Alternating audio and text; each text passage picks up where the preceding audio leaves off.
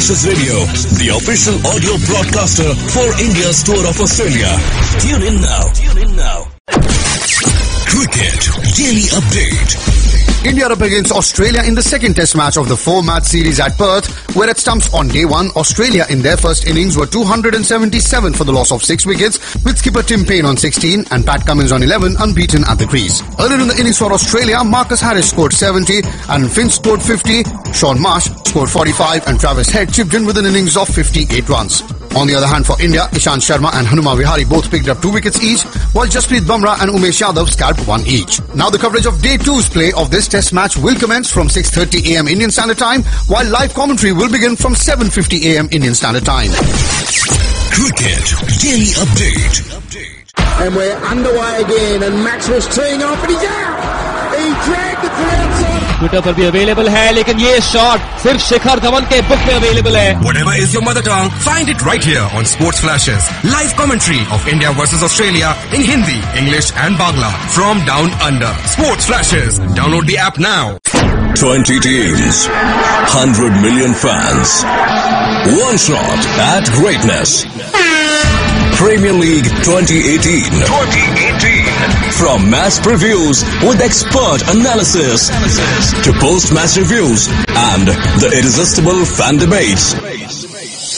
Step in with us to the Manager's Corner as they discuss what just happened at the back of the net.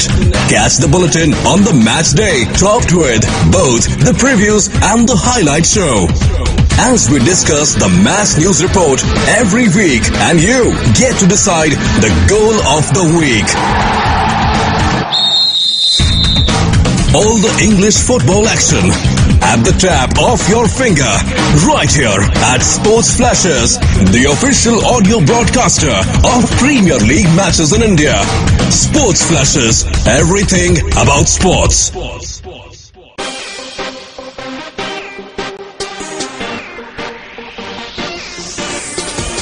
This is Sports Flashes, top of the hour.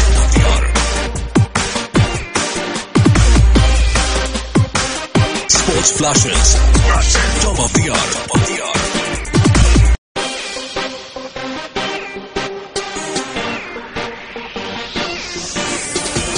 This is Sports Flashes, top of the hour.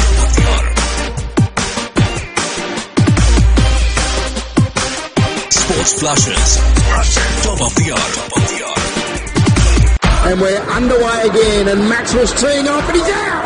He dragged the crowd side. Twitter पर भी available है, लेकिन ये shot सिर्फ शिखर धवन के book में available है. Whatever is your mother tongue, find it right here on Sports Flashes. Live commentary of India versus Australia in Hindi, English and Bangla from down under. Sports Flashes. Download the app now. 20 teams, 100 million fans. One shot at greatness. Premier League 2018. From match previews with expert analysis to post-match reviews and the irresistible fan debates. Step in with us to the Manager's Corner as they discuss what just happened at the back of the net. Catch the bulletin on the match day, topped with both the previews and the highlight show, as we discuss the match news report every week and you get to decide the goal of the week. All the English football action at the tap of your finger, right here at Sports Flashes, the official audio broadcaster of Premier League matches in India. Sports Flashes, everything about sports.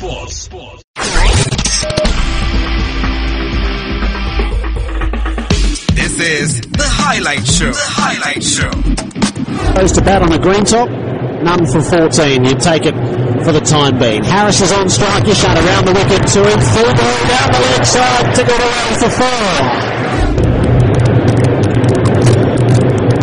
Shan flowing in. He bowls to Harris, and he's driven beautifully. Long drive. It'll go for 4. None for 23. Shan bowls the off drive this time, and that scores well from Harris. Nailing on both sides of the wickets. Marcus Harris is suddenly 13, drawing alongside Aaron Finch, and Australia rattling along. Their pace is down. Ishant Sharma looks like he's worried about his no balling, but he was very erratic. It's a hot day. This is a full ball. It's driven again beautifully by Harris. Another boundary through mid-off this time. And his driving has been superb on this first morning. Australia to none for 41, with Harris joining Finch both on 20 not out. So this is a beautiful shot because it's actually the ball that I wanted to bowl. It was none of them were hitting the stumps. Out over again, and Harris is edging slightly into the ground and into the gap, and it races away for 4 more. Harris and Finch both helping themselves to some wide bowling here. Test match against Australia. He bowls to Harris, who cuts forward of points. It'll roll out into the deep. It'll take some running down, and it won't be run down. Harris rocking back, claims the boundary on the cut shot. He's 32. Boundaries for tyre power, know your tyres. And he's licking this one right at second slip, Rahul. And down to the fence for 4. He's riding his luck here, Aaron Finch. This is more what we expected. Well, 5 overs, 2 maidens, none for 4. Used sparingly in that opening session. He looked the man most likely. He's in and bowling to Harris, who drives, punched it forward of points. It races across the turf and it will touch the rope for 4. There was width on offer, but it's a top quality shot played through that vacant cover point region. It had led to his downfall in the past. Oh, how the tracks are, is it slightly uneven as well? Maybe there are monsters underneath. Shami bowls, square drive, glorious from Harris. Unperturbed by the previous ball. He's carved that through cover for 4. Harris is 45 and Australia none for 78. Top quality shot. Yes, it was there to be hit, but then to put that last ball behind you is something to admire. Shami trying to do that on the drive again. Harris slays that through cover and it will get to the rope once more. So the boundaries flowing off the bat of Marcus Harris after lunch. He moves to 49. Shami bowls, tucking up in defence is Harris, and it'll bring up his half century as he drops the ball to mid-wickets. The prodigal son back in Perth, and he's looked every inch an international cricketer. He raises the bat to warm applause around Perth Stadium. For the first time in his Test career, he reaches 50, and he has guided Australia to none for 83. Finch faces up, he cuts hard for 4. Stand and deliver, Aaron Finch. And this is commanding stuff from the Australian openers. None for 87 as Finch goes to 35. It's an encouragement though for Boomer. Can he get through Finch again? He can! That's a full ball and that's out! Strikes him on the pad, full ball. Finch playing over it, slightly lost his balance. Rolls again, short enough, he's going to be caught in slip! Oh, a limp bat offered from Marcus Harris, and he's fallen for 70. And he will be disgusted with himself. A short ball, it did seem to turn and bounce a little bit, but he just hung the bat out, and Harris has been caught at slip for 70. And Australia 3 for 134. Ishant Sharma takes over for the members end. Bowls, he edges Hanscom, and he's brilliantly caught at second slip. Virat Kohli, the Indian captain. Magnificent catch. It jumped off the length from Sharma, just as was predicted by Simon Kadich. And Hanscom waved the wand, and he's now on his way back to the pavilion. Australia 4 for 148. 4 for 154. Marsh takes strike, and he slashes that away. Gleans into a cut shot that goes straight out to the point boundary for 4. Well played, Sean Marsh, and he's into double figures. Driving back past the bowler, he will get runs on the straight drive. Will he get 4? He does. Sean Marsh, that was deceptive off the bats. Took a good hard bounce off the Perth Stadium pitch and ran down under mid-on. Working this in the air. He's lofted head. He got it between mid-on and mid-wicket. It's gone all the way for 4. I wasn't completely sure he got all of that, but It doesn't matter. It's another boundary for tyre power. Know your tyres. For 2:13. He bowls, he goes back, he rocks, and he finds the gap behind point. And on this fast outfield, it's going to scoot away and into the rope now for 4. Well played by Travis Head. Pierced the gap. And Australia 4 for 2:17. The boundaries for tyre power. Know your tyres. Head to 41. Sandy bowls around the wicket. It's full. It's slashed into the deep. He's caught at third man. Travis Head expires. I'm not quite sure what to think of that. He's had the big dip wide outside the off stump. It's taken the edge and flown all the way down to third man, where Mohammad Shami has taken the simplest of catches.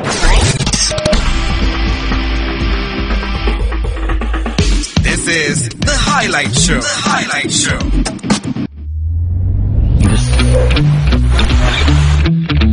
The field is set.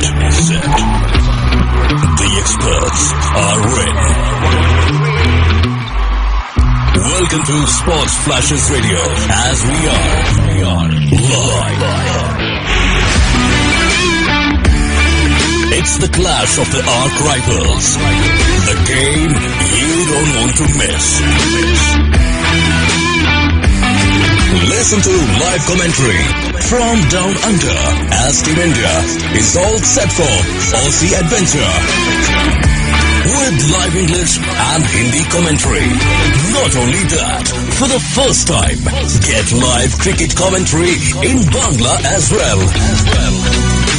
Live and exclusive on Sports Flashes Radio, the official audio broadcaster for India's tour of Australia. Tune in now. Cricket Daily Update. India up against Australia in the second test match of the 4-match series at Perth, where at stumps on day 1, Australia in their first innings were 277 for the loss of 6 wickets, with skipper Tim Paine on 16 and Pat Cummins on 11 unbeaten at the crease. Earlier in the innings for Australia, Marcus Harris scored 70 and Finch scored 50, Sean Marsh scored 45 and Travis Head chipped in with an innings of 58 runs. On the other hand, for India, Ishant Sharma and Hanuma Vihari both picked up 2 wickets each, while Jasprit Bumrah and Umesh Yadav scalped 1 each. Now the coverage of Day 2's play of this test match will commence from 6:30 a.m. Indian Standard Time, while live commentary will begin from 7:50 a.m. Indian Standard Time. Cricket Daily Update. And we're underway again, and Maxwell's teeing off, and he's out! He dragged it to outside. Twitter पर भी available है, लेकिन ये shot सिर्फ शिखर धवन के book में available है. Whatever is your mother tongue, find it right here on Sports Flashes. Live commentary of India versus Australia in Hindi, English and Bangla from down under. Sports Flashes. Download the app now. 20 teams, 100 million fans. One shot at greatness. Premier League 2018. From match previews with expert analysis to post-match reviews and the irresistible fan debates. Step in with us to the Manager's Corner as they discuss what just happened at the back of the net. Catch the bulletin on the match day, topped with both the previews and the highlight show.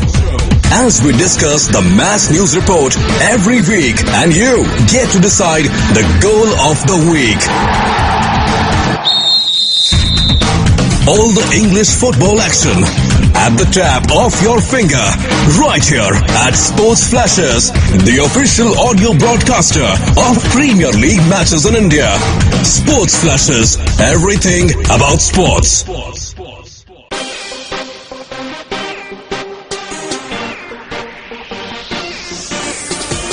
This is Sports Flashes, top of the hour.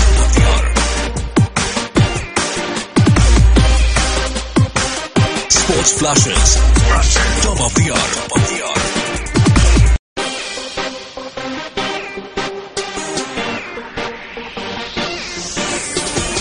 This is Sports Flashes, top of the hour.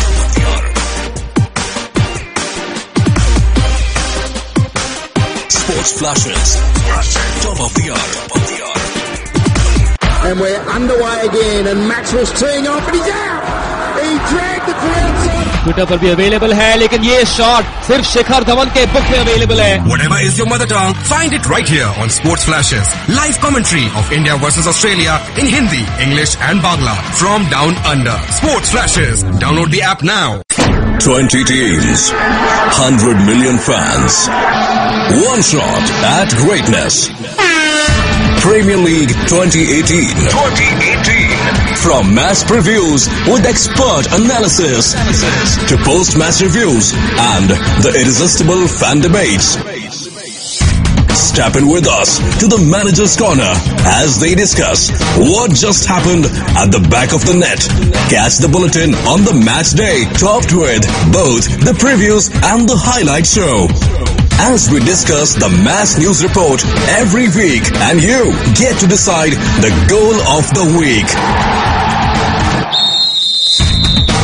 All the English football action at the tap of your finger right here at Sports Flashes, the official audio broadcaster of Premier League matches in India.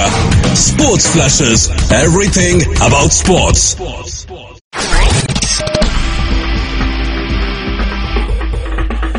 This is the Highlight Show. The Highlight Show. Goes to bat on a green top. None for 14. You take it for the time being. Harris is on strike. He shot around the wicket to him. Full ball down the leg side. Tickled around for 4. Shunt flowing in. He bowls to Harris. And he's driven beautifully. Long drive. It'll go for 4. None for 23. Shunt bowls. The off drive this time. And that scores well from Harris. Nailing them both sides of the wickets. Marcus Harris is suddenly 13, drawing alongside Aaron Finch, and Australia rattling along. The pace is down.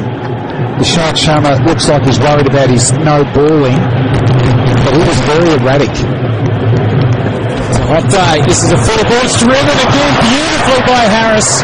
Another boundary. Through mid-off this time. And his driving has been superb on this first morning. Australia to none for 41. With Harris, John and Finch both on 20 not out. So this is a beautiful shot because it's actually the ball that I'd wanted to bowl. It was none of them were hitting the stumps. Out over again, and Harris is edging slightly into the ground and into the gap, and it races away for 4 more. Harris and Finch both helping themselves to some wide bowling here. Test match against Australia. He bowls to Harris, who cuts forward of points. It'll roll out into the deep. It'll take some running down, and it won't be run down. Harris rocking back, claims the boundary on the cut shot. He's 32. Boundaries for tyre power. Know your tyres. And he's licking this one right of second slip, Rahul. And down to the fence for 4. He's riding his luck here, Aaron Finch. This is more what we expected.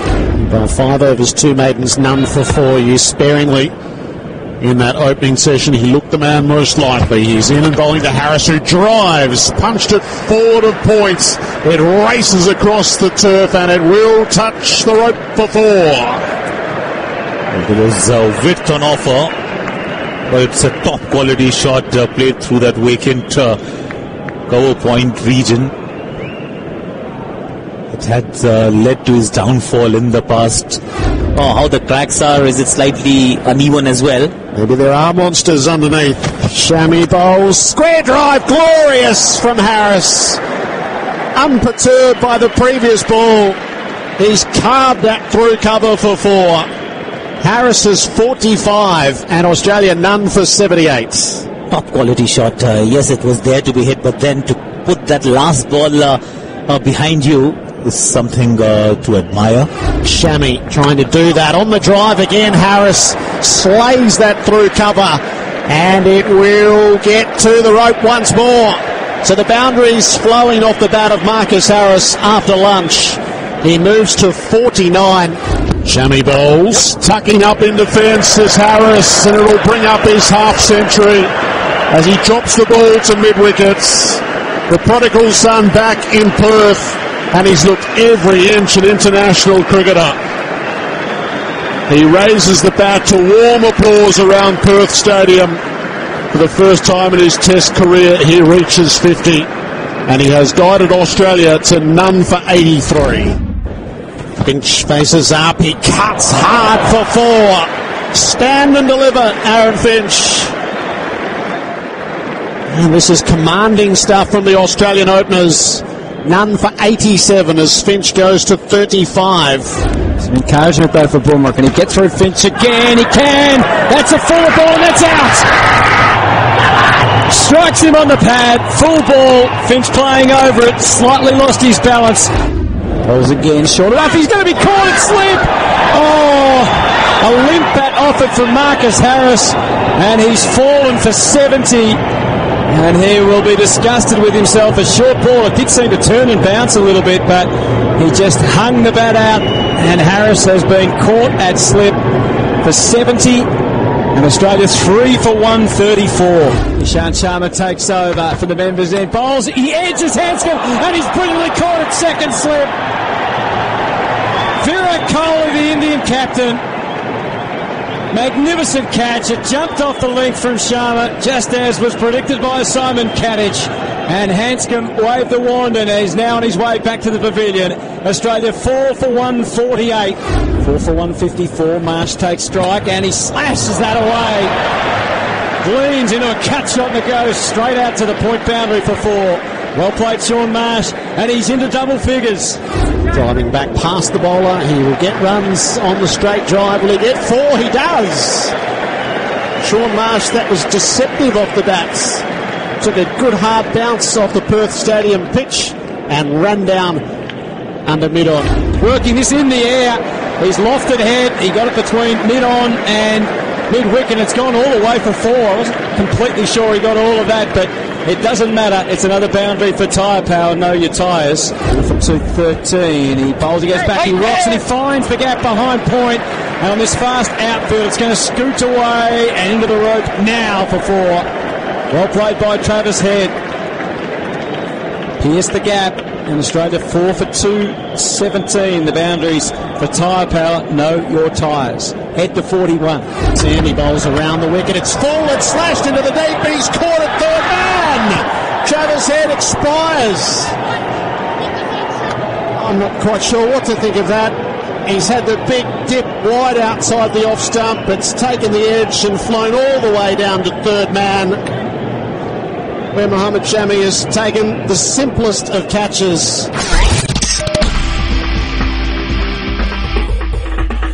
This is the Highlight Show. The Highlight Show.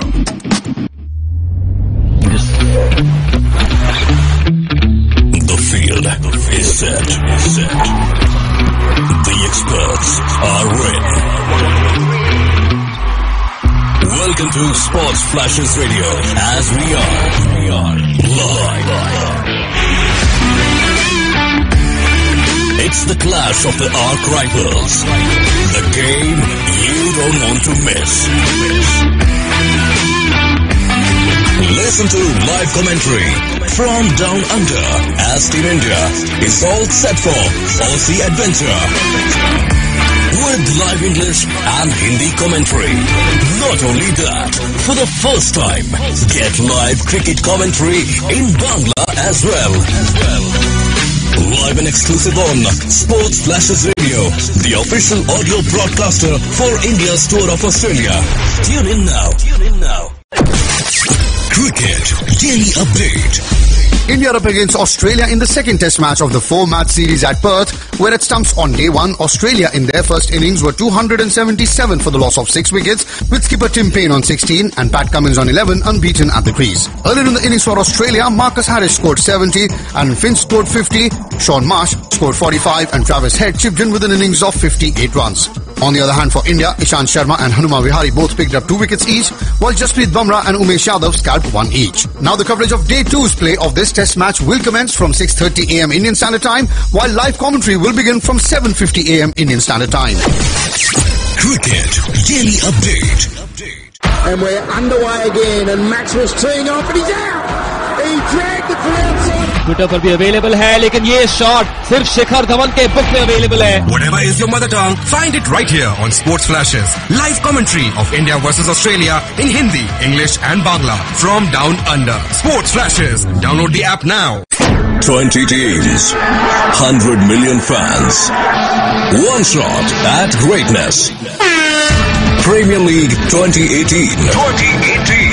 From match previews with expert analysis to post-match reviews and the irresistible fan debates.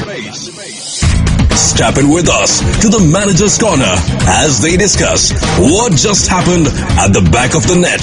Catch the bulletin on the match day, topped with both the previews and the highlight show. As we discuss the match news report every week and you get to decide the goal of the week. All the English football action at the tap of your finger, right here at Sports Flashes, the official audio broadcaster of Premier League matches in India. Sports Flashes, everything about sports.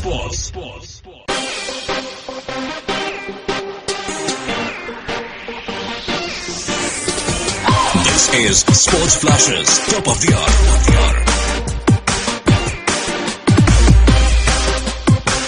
Sports Flashes, top of the hour.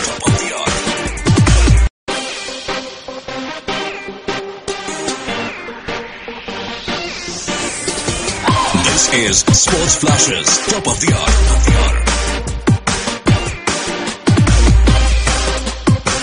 Sports Flashes, top of the hour. And we're underway again, and Maxwell's teeing off, and he's out! He dragged it to outside. Twitter पर भी available है, लेकिन ये shot सिर्फ शिखर धवन के book में available है. Whatever is your mother tongue, find it right here on Sports Flashes. Live commentary of India versus Australia in Hindi, English and Bangla from down under. Sports Flashes. Download the app now. 20 teams, 100 million fans. One shot at greatness. Premier League 2018. From match previews with expert analysis to post-match reviews and the irresistible fan debates. Step in with us to the Manager's Corner as they discuss what just happened at the back of the net.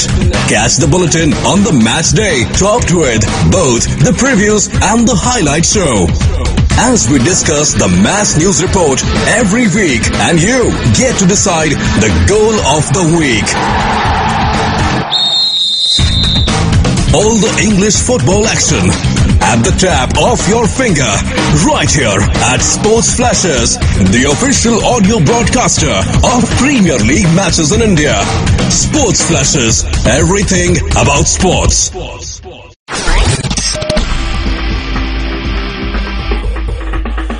This is the highlight show. Goes to bat on a green top. None for 14. You take it for the time being. Harris is on strike. You shut around the wicket to him. Full ball down the leg side. Tickled around for 4. Sharp flowing in. He bowls to Harris and he's driven beautifully. Long drive. It'll go for 4. None for 23. Sharp bowls. The off drive this time, and that scores well from Harris. Nailing them both sides of the wickets. Marcus Harris is suddenly 13, drawing alongside Aaron Finch, and Australia rattling along. Their pace is down. Ishant Sharma looks like he's worried about his no balling, but he was very erratic. It's a hot day. This is a full ball. It's driven again beautifully by Harris. Another boundary through mid-off this time. And his driving has been superb on this first morning. Australia to none for 41. With Harris joining Finch, both on 20 not out. So this is a beautiful shot because it's actually the ball that had wanted to bowl. It was none of them were hitting the stumps. Out over again, and Harris is edging slightly into the ground and into the gap, and it races away for 4 more. Harris and Finch both helping themselves to some wide bowling here. Test match against Australia. He bowls to Harris, who cuts forward of points. It'll roll out into the deep. It'll take some running down, and it won't be run down. Harris rocking back, claims the boundary on the cut shot. He's 32. Boundaries for tyre power. Know your tyres. And he's licking this one right of second slip, Rahul, and down to the fence for 4. He's riding his luck here, Aaron Finch. This is more what we expected. Well, 5 overs, 2 maidens, none for 4. Used sparingly in that opening session. He looked the man most likely. He's in and bowling to Harris, who drives, punched it forward of points. It races across the turf and it will touch the rope for 4. There was width on offer, but it's a top quality shot played through that vacant cover point region. It had led to his downfall in the past. Oh, how the cracks are. Is it slightly uneven as well? Maybe there are monsters underneath. Shami bowls. Square drive. Glorious from Harris. Unperturbed by the previous ball. He's carved that through cover for 4. Harris is 45 and Australia none for 78. Top quality shot. Yes, it was there to be hit, but then to put that last ball behind you is something to admire. Shami trying to do that on the drive again. Harris slays that through cover and it will get to the rope once more. So the boundaries flowing off the bat of Marcus Harris after lunch. He moves to 49. Shami bowls, tucking up in defence as Harris, and it'll bring up his half century as he drops the ball to mid-wickets. The prodigal son back in Perth, and he's looked every inch an international cricketer. He raises the bat to warm applause around Perth Stadium. For the first time in his Test career, he reaches 50, and he has guided Australia to none for 83. Finch faces up, he cuts hard for 4. Stand and deliver, Aaron Finch. And this is commanding stuff from the Australian openers. None for 87 as Finch goes to 35. Some encouragement though for Bumrah. Can he get through Finch again? He can! That's a full ball and that's out! Strikes him on the pad, full ball. Finch playing over it, slightly lost his balance. Rolls again, short enough. He's going to be caught at slip. Oh, a limp bat offered from Marcus Harris, and he's fallen for 70. And he will be disgusted with himself. A short ball. It did seem to turn and bounce a little bit, but he just hung the bat out, and Harris has been caught at slip for 70. And Australia 3 for 134. Ishant Sharma takes over for the members end. Bowls, he edges Hanscom, and he's brilliantly caught at second slip. Virat Kohli, the Indian captain. Magnificent catch. It jumped off the length from Sharma, just as was predicted by Simon Kadich. And Hanscom waved the wand, and he's now on his way back to the pavilion. Australia 4 for 148. 4 for 154. Marsh takes strike, and he slashes that away. Gleans into a cut shot, and it goes straight out to the point boundary for 4. Well played, Shaun Marsh, and he's into double figures. Driving back past the bowler, he will get runs on the straight drive. Will he get 4? He does. Shaun Marsh, that was deceptive off the bats. Took a good hard bounce off the Perth Stadium pitch and ran down under mid-on. Working this in the air. He's lofted head. He got it between mid-on and mid-wicket. It's gone all the way for 4. I wasn't completely sure he got all of that, but it doesn't matter. It's another boundary for Tyre Power. Know your tyres. For 213. He bowls, he goes back, he rocks, and he finds the gap behind point. And on this fast outfield, it's going to scoot away and into the rope now for 4. Well played by Travis Head. Pierced the gap. In Australia, 4 for 217. The boundaries for Tyre. Been pace, like it's been that much. It honestly has looked like the legendary whacker wickets of old, where it is flowing through, and that's exciting for cricket. I mean, if you bat while you make runs, it's been a good outfield, and I just think it's been a great, tough test. I can't wait for it to be over because I'm that tired. I think everyone is. You're on the verge of your first test win as coach. Did you sleep much better last night? I actually slept worse last night. I was saying to Ricky Ponting this morning that at my house hangs my first test, the bat I got my first test 100 with, and I wrote a few, and the biggest thing was, the only emotion I feel is relief. And after everything that's happened, if we're able to get these 5, that'll be a big emotion. I think, as we said at the very start of this chat, that it feels so close, but we still know Test cricket is an incredible thing. We can't take anything for granted. if we are able to get the result, then probably more relief than anything else. Thanks for your time. Thank you. Justin Langer ahead of this fifth day's play with Australia 5 wickets away from victory, and pretty clear there, Kat, how much it will mean to him, to Tim Paine and to the team if they're able to do it. Well, knowing from experience, having worked with him at the Scorchers in WA, he puts his heart and soul into everything he does, and you know, he takes it upon himself to be across everything across the team, and this will mean a lot to him because it is a young group. It's a young captain in Tim Paine.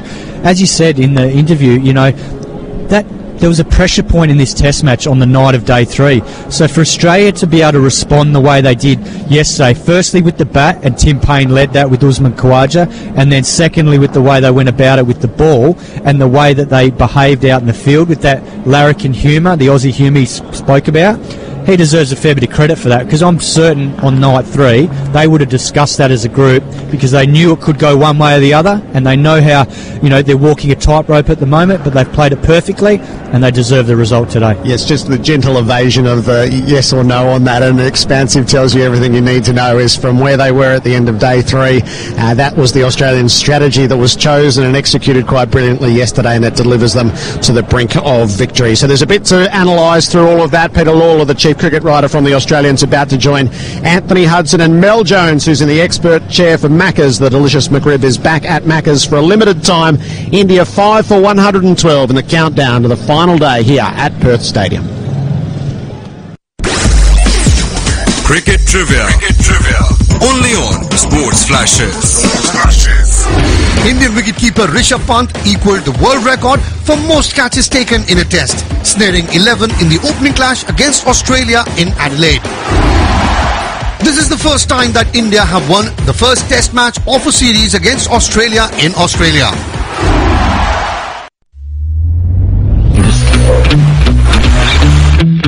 The field is set. The experts are ready. Welcome to Sports Flashes Radio, as we are live. It's the clash of the arch rivals.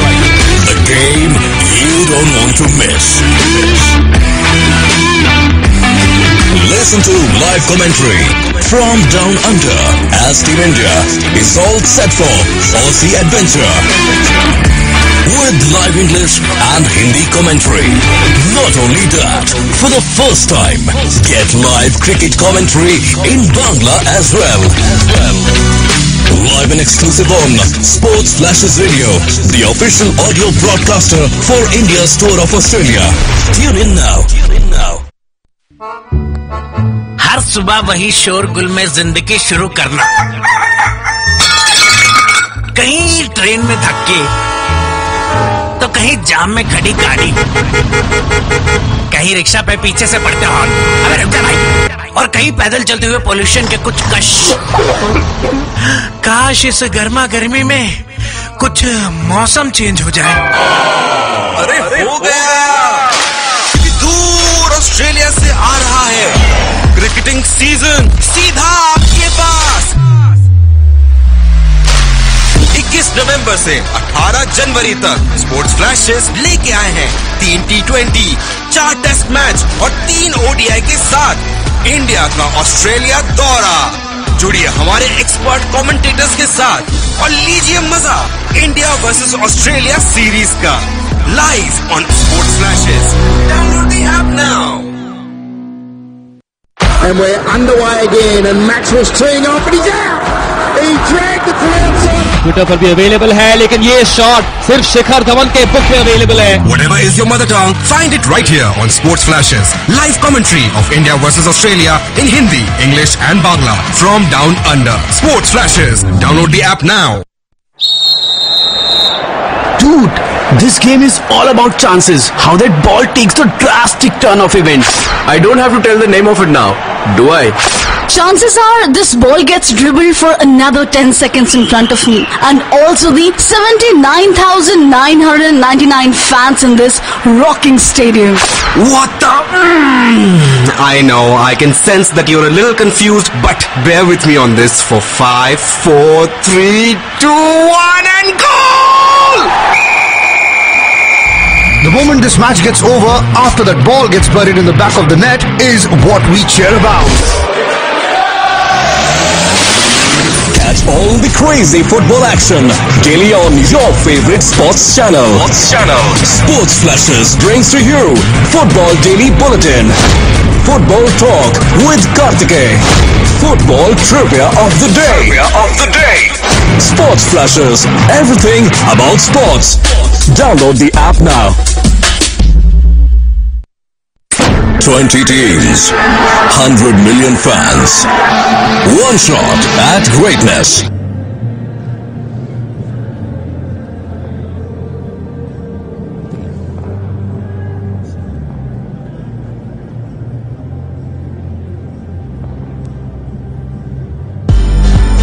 SEN Test Cricket, live from Perth Stadium. The second test between Australia and India. You made the good point, Tim Payne defined himself, but he did more than that. You know what he did? He defined the way forward. I think he defined what Australia's new way is, how to behave. It's cheeky, it's funny, there's a bit of old-fashioned larrikinism in it, but there's no hardcore abuse or narcissism which people don't like. I've got to say I liked it. I really did. It's a tremendously significant day. The L plates are off this team. SEN Test Cricket from Perth Stadium, India, 5 for 112 when they resume in half an hour's time. Anthony Hudson, Mel Jones, Simon Kadich and Jared Taree join us shortly. Peter Lawler from the Australian chief cricket writer. He was in good form yesterday morning pre-match. And not bad during play as well, I should say. But Pete, how are you going today? Yeah, not too bad, Hutto. It's a bit calmer. I haven't drunk as much coffee as I had yesterday. I had a bit more sleep, actually. That's disappointing. And you're a bit wired yesterday. Had a few good gags. A bit of time to reflect on this test match as it's passed over the 5 days. Cricket's unique ability to make fools of us all. I'd hate to hear some of the things that I was saying the first 2 days of this test match about that wicket and how it would behave. You know, we thought it'd be over at lunchtime. It's not over at lunchtime. Even about Australia. Gee, I'm impressed by the way they've played cricket, but I still maintain that India probably haven't played their best cricket. Having said that, they've bowled reasonably well, but at times let Australia off the hook. But Kohli's carried the can from them, hasn't he? It's a good point. How do we actually assess this Indian team? Australia as well, but how do we actually assess this Indian team? Kohli they rely so much on. I mean, we've praised their bowling and obviously they've missed Ashram, and that's been a significant in this game. But if they were to lose or draw this series, how are they going to look back on it, do you think? Oh, massive missed opportunity. Yeah. Kohli will never forgive himself if he doesn't come home with this Border Gavaskar trophy. As we've said all through, or I've said all the way through, they've never had a better chance to win in Australia. They probably never will. It does go to show you how difficult it is to win away, doesn't it? So even, you've got to have a superstar team to win away. They're not a superstar team. We get distracted by Kohli, don't we? He pulls all focus, doesn't he? It's, especially when you compare them to the Indian team, when you look back on those Indian teams from the 2000s with the batting lineup they had, Sachin and Lakshman and Dravid and Ganguly at times. I think what we thought, what Sehwag. Two things tipped it for me this time. One, those champion teams played against champion Australian teams. True. Run through the names in the Australian teams that they played against. Yeah, they were all right. But so this is not a champion Australian team by any stretch of the imagination. And the second thing is that this is a great bowling attack that they've got here. They've missed a trick, haven't they, playing Umesh Yadav. He's disappointed and he's let them down. So that's one leg on the chair that's making the chair rock in this match. They haven't been all that balanced. I'm disappointed in myself because I've been distracted by so much noise yesterday that I think Shami's efforts with the ball should have been celebrated more. That 6-wicket haul was outstanding, and you don't notice him because he just goes about his work, bowls a good ball, beats the outside edge, turns on his heel, goes back, bowls another good ball. He's a very good bowler, and I think we're trying to deal with it. It's fantastic, the access that we've got and this ability to hear cricket and look at cricket and be distracted by colleagues, because we've never seen cricket or engaged with it the way we are this series. The stump mics have changed everything to a degree. But someone like Shami flies under the radar because he doesn't make any noise. Instead, we're talking about some gag that someone said or an exchange between someone, or we're looking at Kohli, and I'll always get back to Kohli. Where does it go with the banter then? Is it just can it stay at this level and we're all happy with it, or will it keep sort of, moving along and potentially go over the mythical line? It's extraordinary for two reasons. First is we've never heard it before, and we're only hearing select parts of it. We're only hearing the parts that happen in the vicinity of the stump mics. So there's other stuff going on that we're not hearing. Second thing is we're hypersensitive to it, because Australia is in a period of self-examination. How do we play cricket? And that's why we've leapt on yesterday, haven't we? And we've gone, yes, they've found a way to play. They've found a way to stand up to that Kohli. And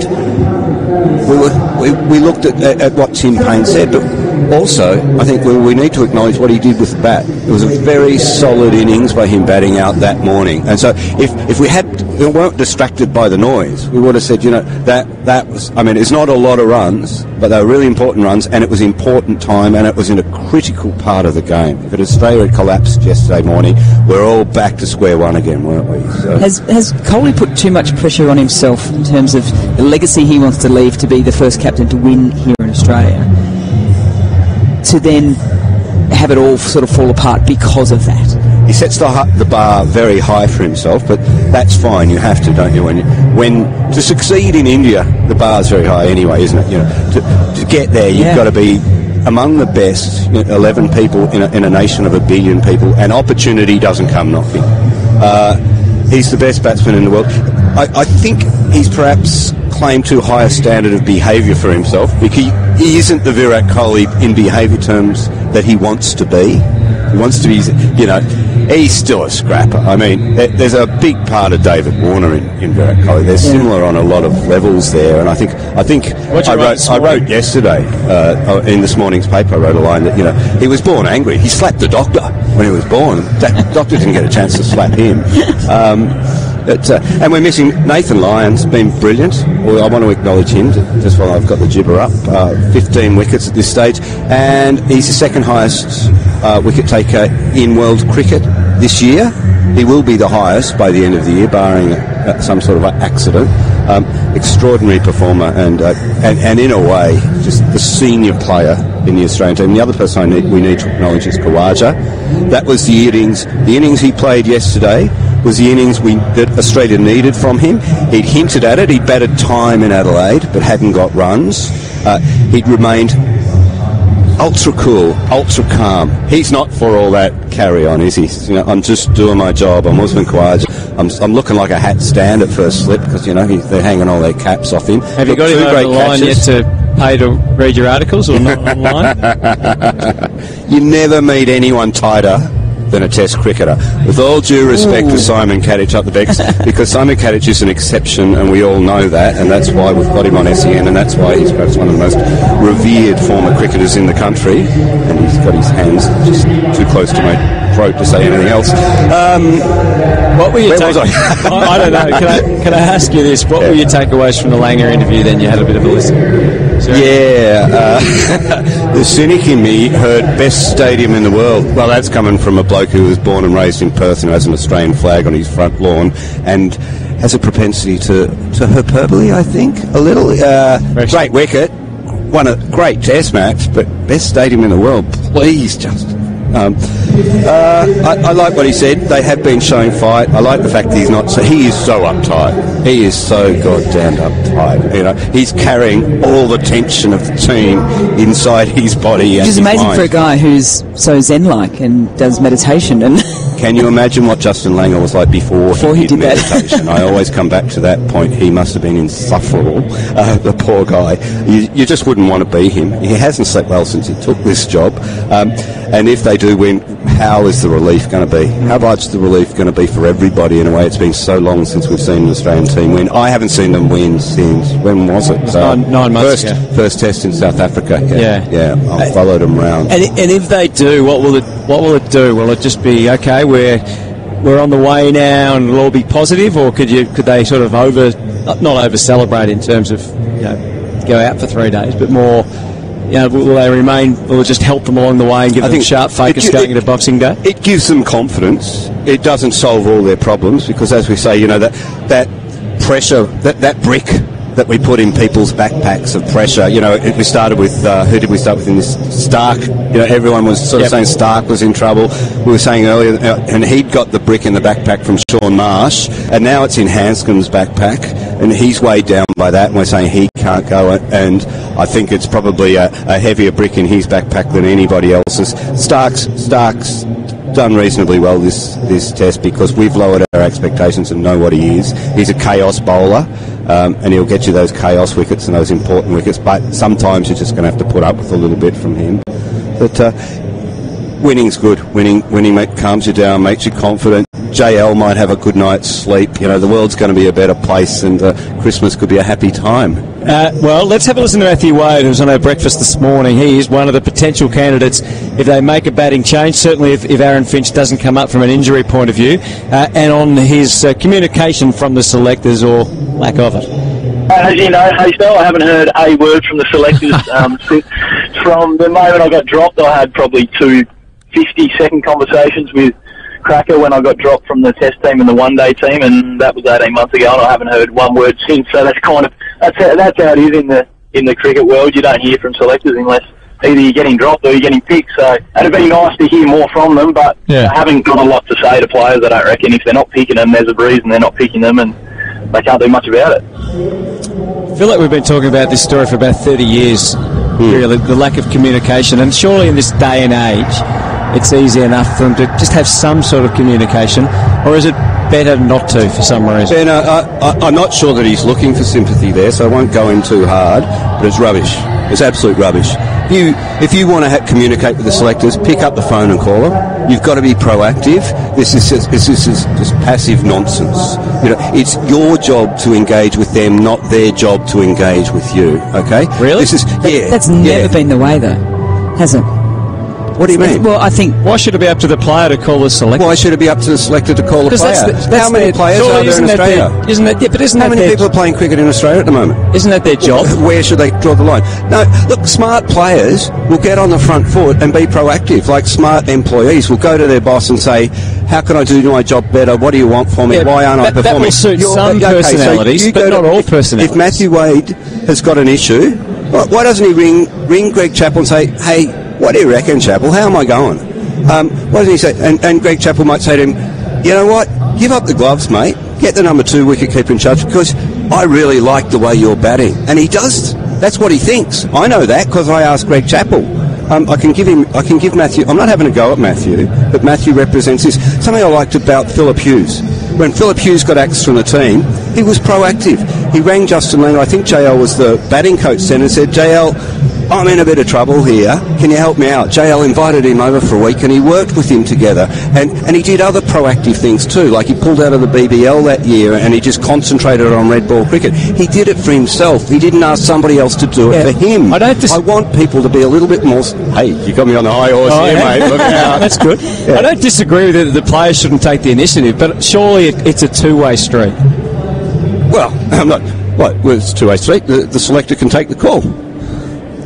He can also make a call or just send a text saying, I'd love to see that you're making runs and, keep it going, whatever. Or look, in an ideal world. Oh, hello. In a session. God,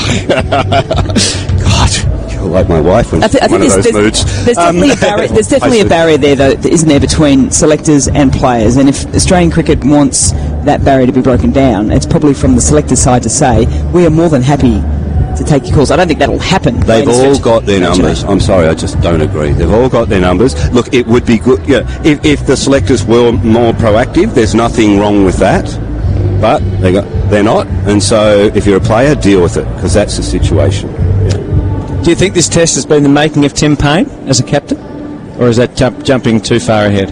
I think that in our eyes, we can see that he has a way of playing that, and we've all sat in judgment and said it's okay, most of us, haven't we? I think we've all given that the thumbs up. That's an acceptable level of aggression.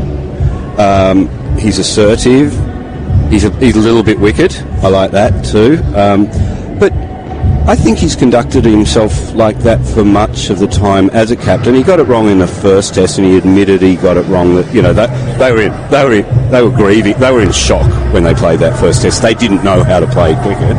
They've had a long time to think about it since, and he's finding his feet. And I think he's started to find his feet. Yeah, he's found his feet, and we can see it and we can hear it. And but he's always batted well, batted with confidence, and I think he's a reasonable captain in the field. And which I wouldn't say about Virat Kohli. I don't think Virat Kohli is tactically a great captain, but he's and with everything else going on out there, I'm talking about Kohli. in the heat of the kitchen, I think his keeping has still been outstanding. Yeah. So up to the wicket, back to the wicket. That's brilliant on a pitch that's a little bit up and down, a little bit sideways, and everything else that's going on around him. For him to be able to switch on, switch off so consistently right throughout the Test match has been brilliant. Yeah, and that's why it's such an important coach-captain relationship, and it's an extraordinary one. It's not one you'd always want to see in cricket, I think, but JL is doing a lot of the support work around him, because very, very difficult job to be a wicketkeeper and a captain. Yeah. Gilly wrote a column about that in Australian earlier this week. We saw that up close, didn't we, Simon? In that 2004 series, Gilly was flipping out after the second test. I think that he got dispatched to Singapore to go and have a beer and meet his wife and calm down a little bit, because the stress of that job and just trying to stay, like, you're in the game the whole time when you're the wicketkeeper and the captain. Very little chance to switch off. Now, the reason I was sniggering in the background there, Peter, is I was just looking at some of our SMSs coming through. They're all backing you, aren't they? No, it's a complete mixed bag. Pete Lawler. You beauty, at last, so right it's ridiculous. Fair dinkum, get this bloke off from Glenn. Attitude is everything that's wrong with Australian cricket. It should be selectors' job to communicate with players. If Australian cricket wants to be the best in the world, then the selectors should also be talking to all players and let them know what they expect. Thank you, Peter. Finally, some common sense. You have to push your own barrow in life. These are all separate text messages. Huge fan of Peter, love his work. Completely disagree, though. Why should the players do the selectors' job? Selectors paid to do a job. Hey, look, it's not breaking news if I'm wrong, frankly. You read me every day, I get a lot of things wrong, but that's just how I feel on that one, and I might have another thought at another time. It's all very good. Good feedback, though. Yeah, indeed. All right, thank you, Pete. Pete Lawler there from the Australian. We're shipping him off. I've upset you, haven't I? See ya. Off you go. We'll see you later on in the day's play. But now it's time for an odds update from Bet365. Any sport is not a cakewalk for anyone. Das has done it. Lionel Messi! Lionel Messi does it again. He's superhuman. Usain Bolt storming through it. I've been trying to form a market on whether Pete Lawler might ring us back as one of the selectors. Extraordinary discussion there. Just 5 wickets away from a much-needed Test victory for the Australians here in Perth.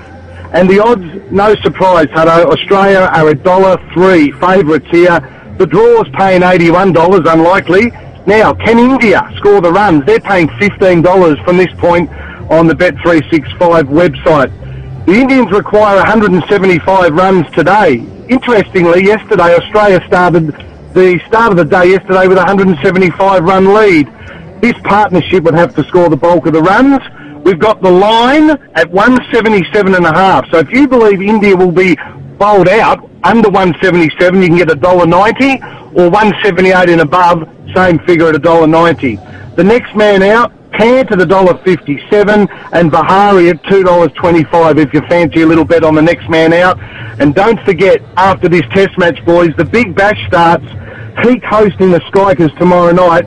Go to the Bet365 website or download the app and get all the exotic markets on the Big Bash. I can't wait for it. Remember, gamble responsibly. Thanks, Darren. Darren Berry there from Bet365, the world's favourite online betting company. Plenty of feedback still coming through off the SMS, Mel. Aussie selectors should pick those with the best first-class Sheffield Shield averages over the past 3 to 6 months. How hard is that? And then some mixed views, both positive and not so positive, on Pete and his opinions on the cricket. All right, we'll take a break because the action is about to start in just over 10 minutes here. Can Australia push for victory and get the job done quickly, or will they have to work hard and battle through until mid-afternoon? We'll find out soon enough. Our experts for Macca's, the delicious McRib, is back at Macca's for a limited time, and Mel Jones, Simon Kadich and the team with Jared back next on SEN Test Cricket.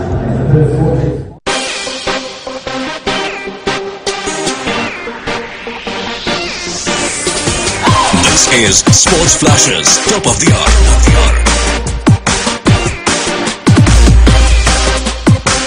Sports Flashes, top of the hour.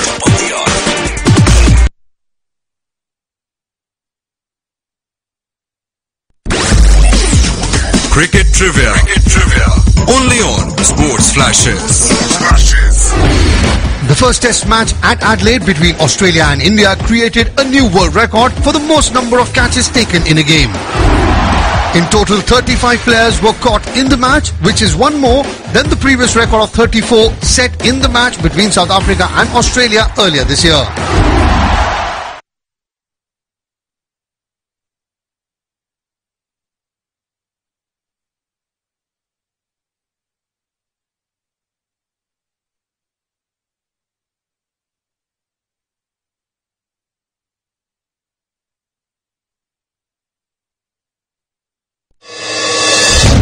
Sport is not a cakewalk for anyone. Das has done it. Lionel Messi! Lionel Messi does it again. He's superhuman. Usain Bolt storming through. He takes it. For few, it takes years, sometimes decades, to just touch that endeavor. But remember, all that blood and sweat never goes down in vain.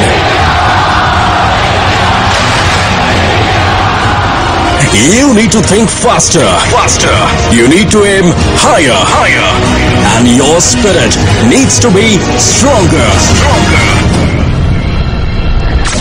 Citius, Altius, Fortius, only on Sports Flashes. Download the app now.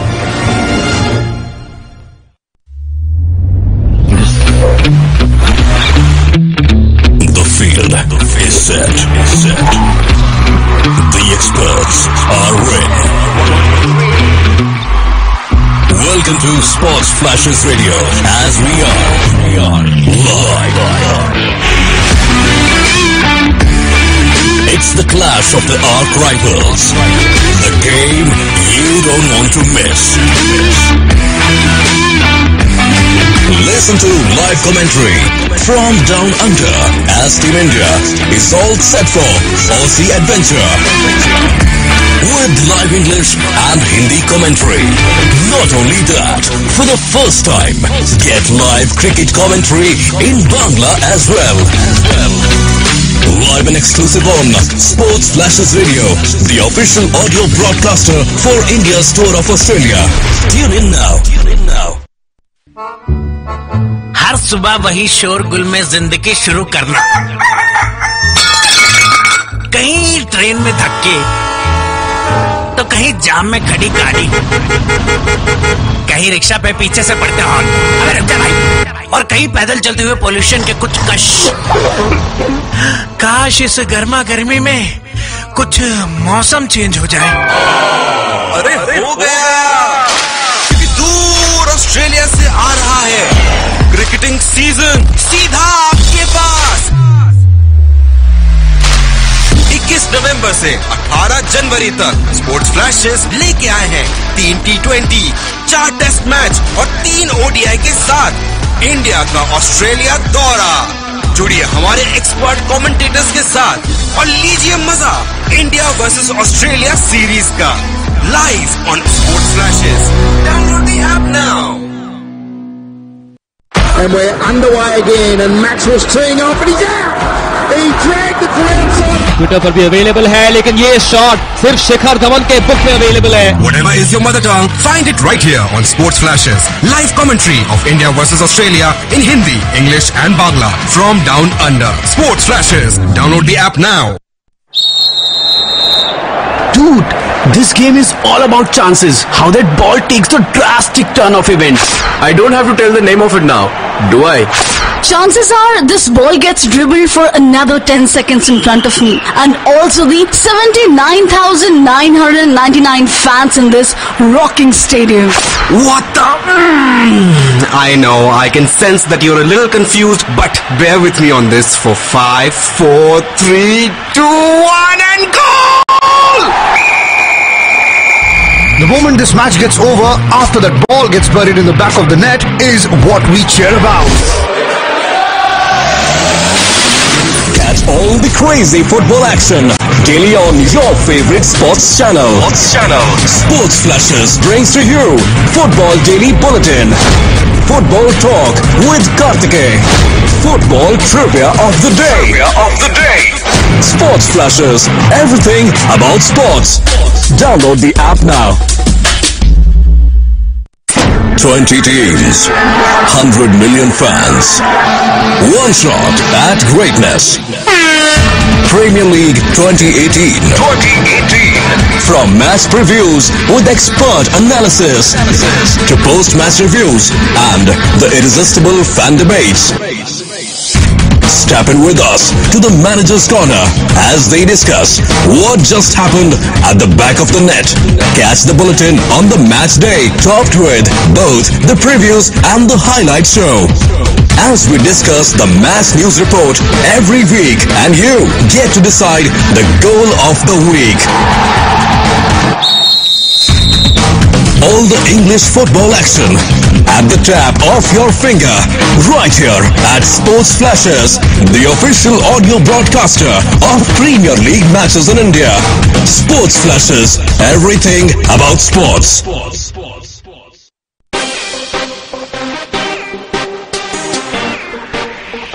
SEN Test Cricket, live from Perth Stadium.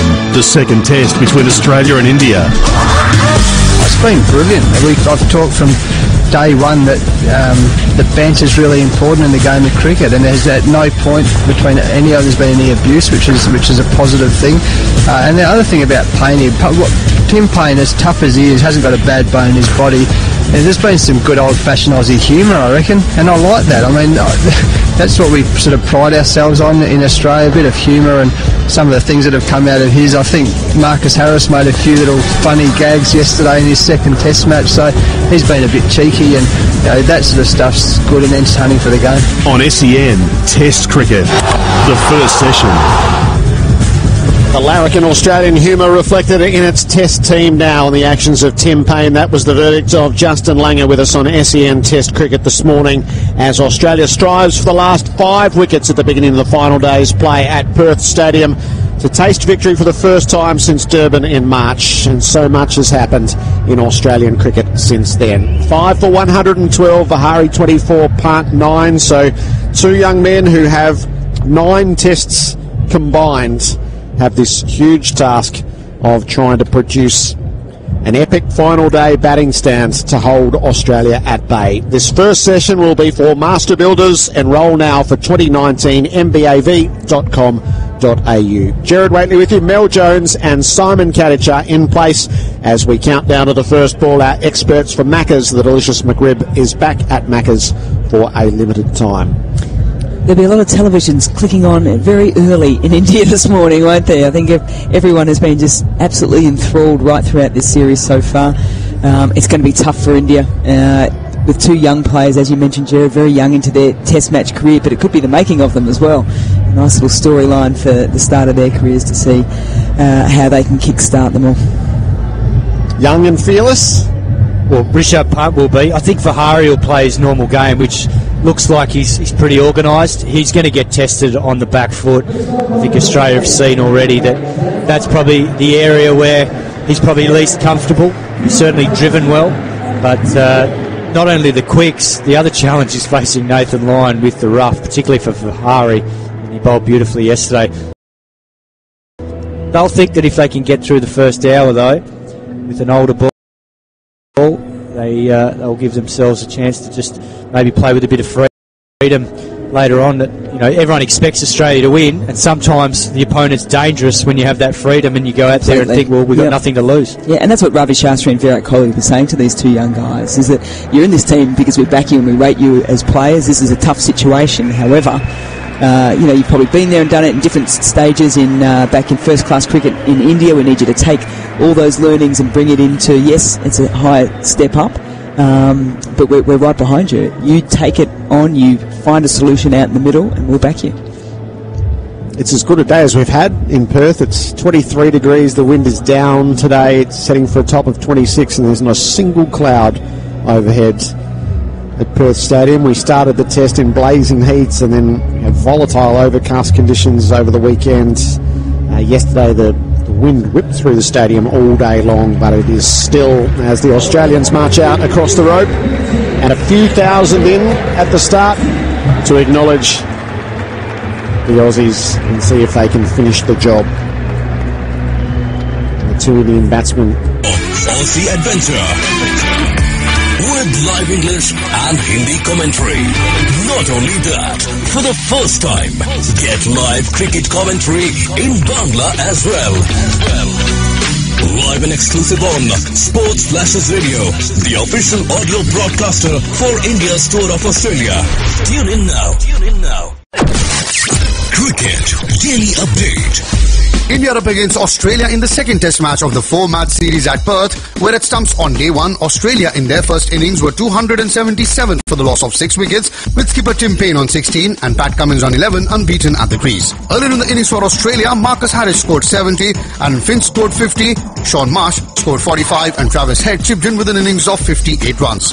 On the other hand, for India, Ishant Sharma and Hanuma Vihari both picked up 2 wickets each, while Jasprit Bumrah and Umesh Yadav scalped 1 each. Now the coverage of Day 2's play of this test match will commence from 6:30 a.m. Indian Standard Time, while live commentary will begin from 7:50 a.m. Indian Standard Time. Cricket Daily Update. And we're underway again, and Maxwell's teeing off, and he's out! He dragged it to outside. Twitter पर भी available है, लेकिन ये shot सिर्फ शिखर धवन के book में available है. Whatever is your mother tongue, find it right here on Sports Flashes. Live commentary of India versus Australia in Hindi, English and Bangla from down under. Sports Flashes. Download the app now. 20 teams, 100 million fans. One shot at greatness. Premier League 2018. From match previews with expert analysis to post-match reviews and the irresistible fan debates. Step in with us to the Manager's Corner as they discuss what just happened at the back of the net. Catch the bulletin on the match day, topped with both the previews and the highlight show. As we discuss the match news report every week, and you get to decide the goal of the week. All the English football action at the tap of your finger, right here at Sports Flashes, the official audio broadcaster of Premier League matches in India. Sports Flashes, everything about sports.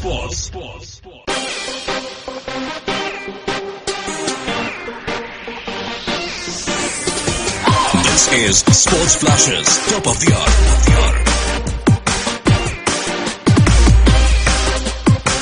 Sports Flashes, top of the hour.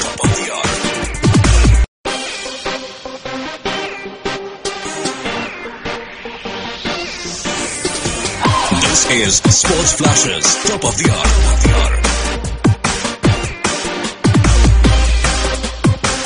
Sports Flashes, top of the hour.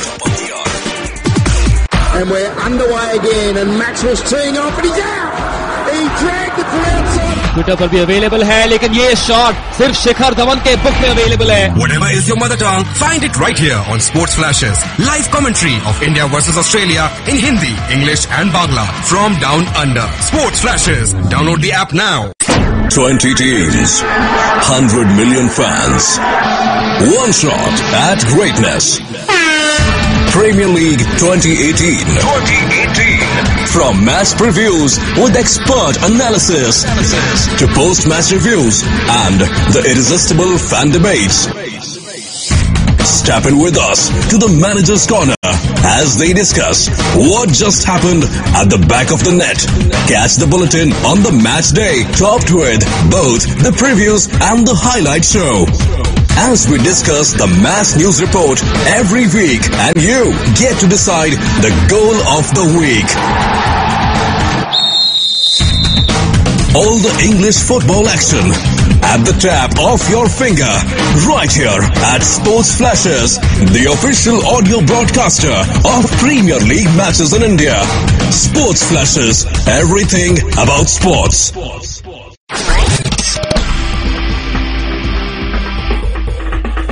This is the Highlight Show. The Highlight Show. Goes to bat on the green top. None for 14. You take it for the time being. Harris is on strike. You shut around the wicket to him. Full ball down the leg side. Tickled away for 4. Shan flowing in. He bowls to Harris and he's driven beautifully. Long drive. It'll go for 4. None for 23. Shan bowls. The off drive this time, and that's 4 as well from Harris. Nailing them both sides of the wickets. Marcus Harris is suddenly 13, drawing alongside Aaron Finch, and Australia rattling along. The pace is down. Ishant Sharma looks like he's worried about his no balling, but he was very erratic. What day? This is a full ball. It's driven again beautifully by Harris. Another boundary through mid-off this time. And his driving has been superb on this first morning. Australia to none for 41. With Harris joining Finch, both on 20 not out. So this is a beautiful shot because it's actually the ball that I wanted to bowl. It was none of them were hitting the stumps. Out over again. Harris is in.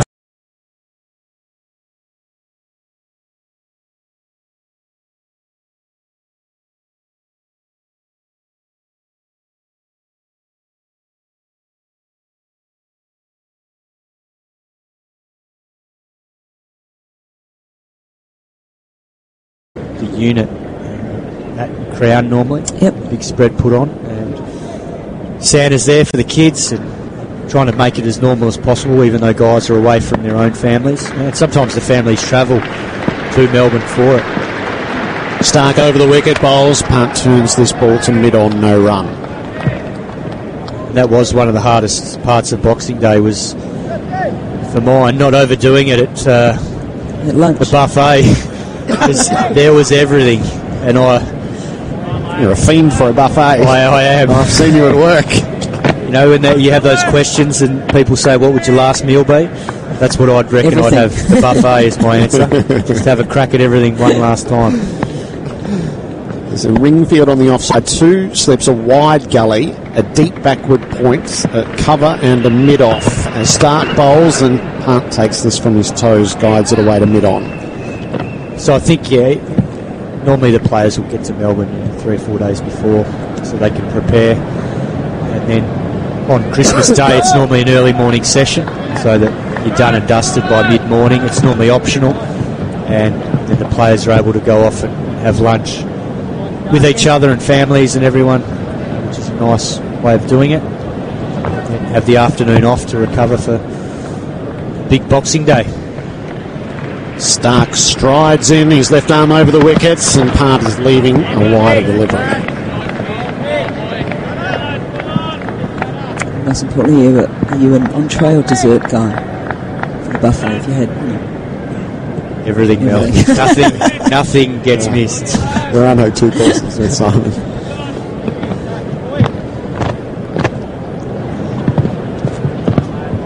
One to come in the over.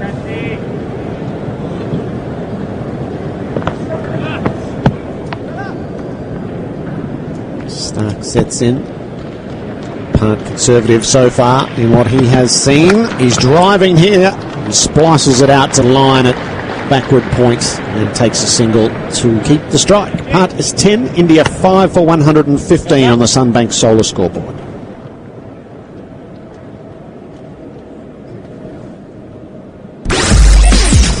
Cricket Trivia. Only on Sports Flashes. Indian wicketkeeper Rishabh Pant equalled the world. Rowan from Diamond Creek. Mel, you're a credit to yourself. Great comments and insight. SEN has got a beauty. And this one, Chris is a terrific correspondent. He's got, I'm half expecting to hear Pant give it a, come on, Bahari, from the non-strikers end. Good on you, Chris. 0433 98 11 16 to correspond with us.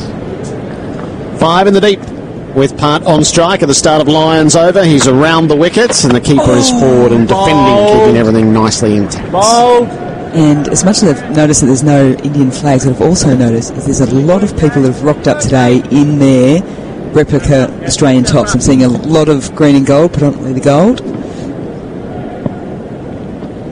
Lyon to Pant. Oh, he's beaten past the outside edge. A lovely piece of drift and spin from Nathan Lyon.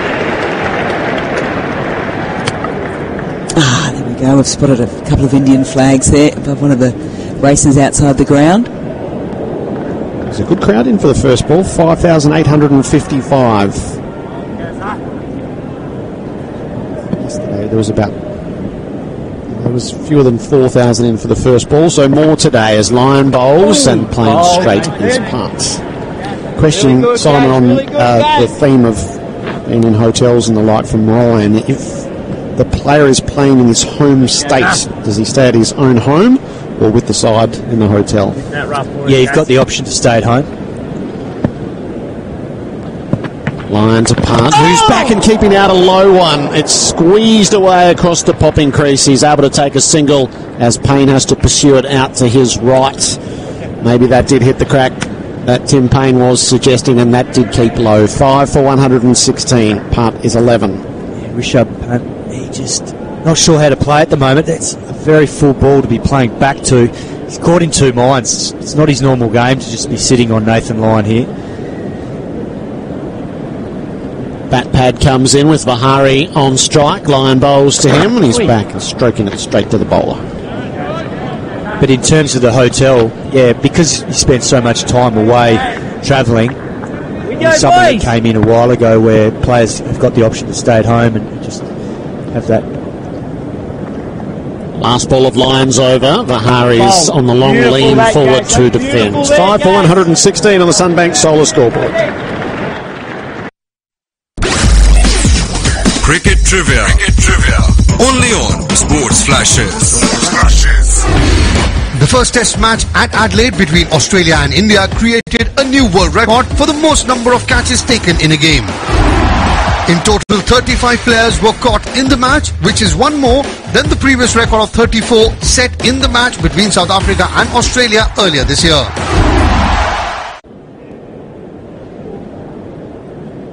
Day 5 of test matches now decreed as gold coin donation, with the proceeds from this going to Telethon. Simon, you were having a listen in to Pete Lawler this morning and a little chat about selectors and players, whether or not they should get on the front foot or not.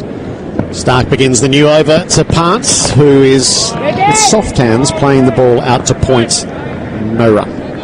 Your thoughts? Yeah, it's a good question. I think Pete made some valid points. The thing that stood out for me is that as a player, the quicker you can take ownership of your game and not be relying on seeking feedback all the time from everyone else, the better you become. Because ultimately you're out there by yourself as a batsman. Obviously the bowlers in a way are the same. But the role of a selector and a good selector should be going around to all the 6 state coaches, having conversations with them, and then if they need to, be having conversations with the players to let them know exactly where they stand. Pant faces up, Stark bowls to him, he's on the back foot defending. So the first point of communication is with the state coach. Well, the way I see it, that's what they're the games that they're watching. So if they're at the games, to me they should be going to the state coaches to talk. And obviously some of the coaches are going to maybe naturally be biased towards their players because part of the KPIs are to produce test players. Mm-hmm. But that's where you've got to, figure out who you can trust in terms of whether they're talking someone up or whether they're actually, being honest about it, which I think most of the state coaches would definitely be doing that. Stark flows in, Bowles, Part leaves a full and leading delivery. Because ultimately, if they're talking a player up when he hasn't really probably done enough or shown enough improvement, they're only going to embarrass themselves if that player was to get picked and then let them down. Yeah. Because they're not good enough. So ultimately, I think the state coaches are going to be smart enough to know that the players they recommend have to be good enough, otherwise their judgment is probably going to come into question. But the selectors, to me, should be having those conversations. That's part of the job. Hart is on 11. He's facing Stark and he's forward in defence, guiding the ball to Gully. No run to be had as Mitchmarsh gets around to his left. It would be interesting to have a look at the job description of an Australian selector, and is it in there that you have regular communication with all the players that are contracted at the moment, and then the next 20 or 30 players outside of that are on the radar? How much communication do you have with state coaches? Well, I just assume, I don't know what the job description looks like, but I would assume that is a big part of the role, and having relationships with those people that have watching the players all the time. Stark, Bowles, Punt, leaves. Because ultimately, the state coaches are watching every ball of a game normally, unless they're going off and having meetings and stuff like that. But you'd assume they're watching pretty much all of the Shield games going on and the one-day games, and can see whether players are taking advice on board or whether they're improving their games from the start of a season or over a period of years. Yeah. This will be the last ball of Mitch Stark's over. We'll close out 4 for the morning so far. It's been relatively uneventful. Stark bowls, Part plays and misses. He was just drawn towards it. He didn't want to be, but like a magnet, the bat kept coming at the ball. He survives, though. 5 for 116, a maiden over on the Sunbank Solar scoreboard. Cricket Trivia. Only on Sports Flashes.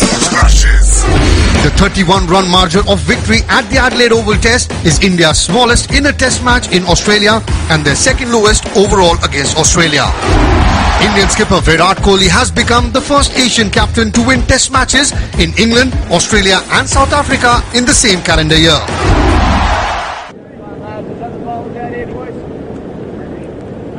BBL Nation coming to SEN Crickets. Nathan Lyon bowling from the Justin Langer stand end. Vihari's on strike and he's back and defending to the offside.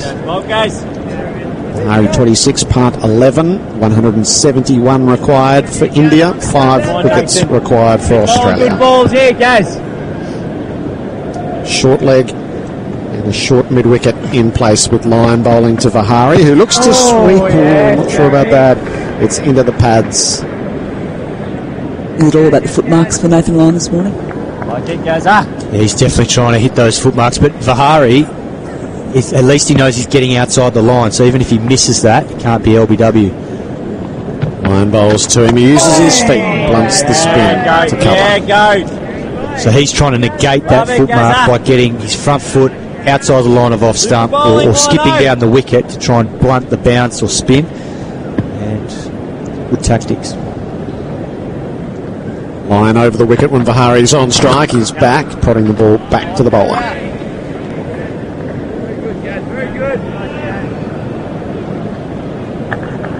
He's been pretty consistent once again with his pace of delivery. It's probably the least thing that he changes, Nathan Lyon. He bowls to Vihari, who dances down. He's almost beaten by it. Didn't get back to it. It hit the body and stayed away from Tim Payne. Of late, occasionally when Indian players have been coming down the track, we saw it with Pujara and Rahane, Tim Payne has employed someone on the offside, catching. Last ball of the over, it's a good challenging one from Lyon. He bowls and Vihari sweeps to reasonable effect out past the square leg umpire. Marcus Harris trots around in the deep. Does the fielding, a single taken, 5 for 117 on the Sunbank Solar scoreboard. This is India versus Australia Trivia Shots. Between India and Australia, 15 T20 matches have been played so far, in which the Indian team has won 10, while the Australians have won 5.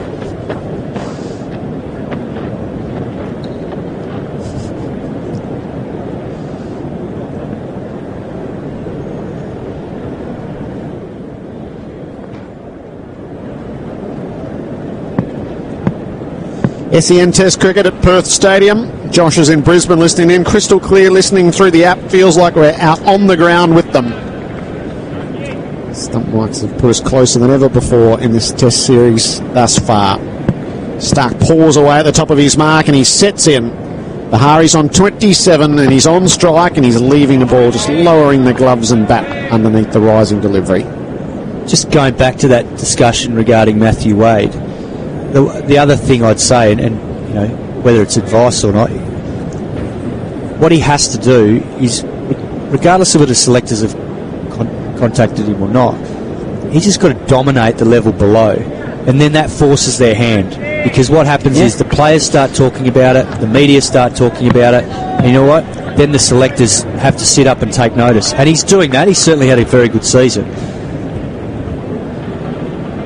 Stark is in, bowling to Vihari. Back foot, turns it away down the leg side. A rising delivery, probably off the gloves. A single taken. He's 28, 5 for 118. It does seem to be, though, the most consistent beef players tend to have with selectors is lack of communication, particularly when they're just outside the squad for, you know, whatever, red or white ball cricket. Well, and in particular in his situation, you know, it's a situation where he has played Test cricket. I think he played about 26 tests or something like that. Andrew, I might get you to double check that one. Or his average is around about 26, I think. So that's potentially what might be held against him, because he's already had a decent crack at it. Yep. He didn't nail it.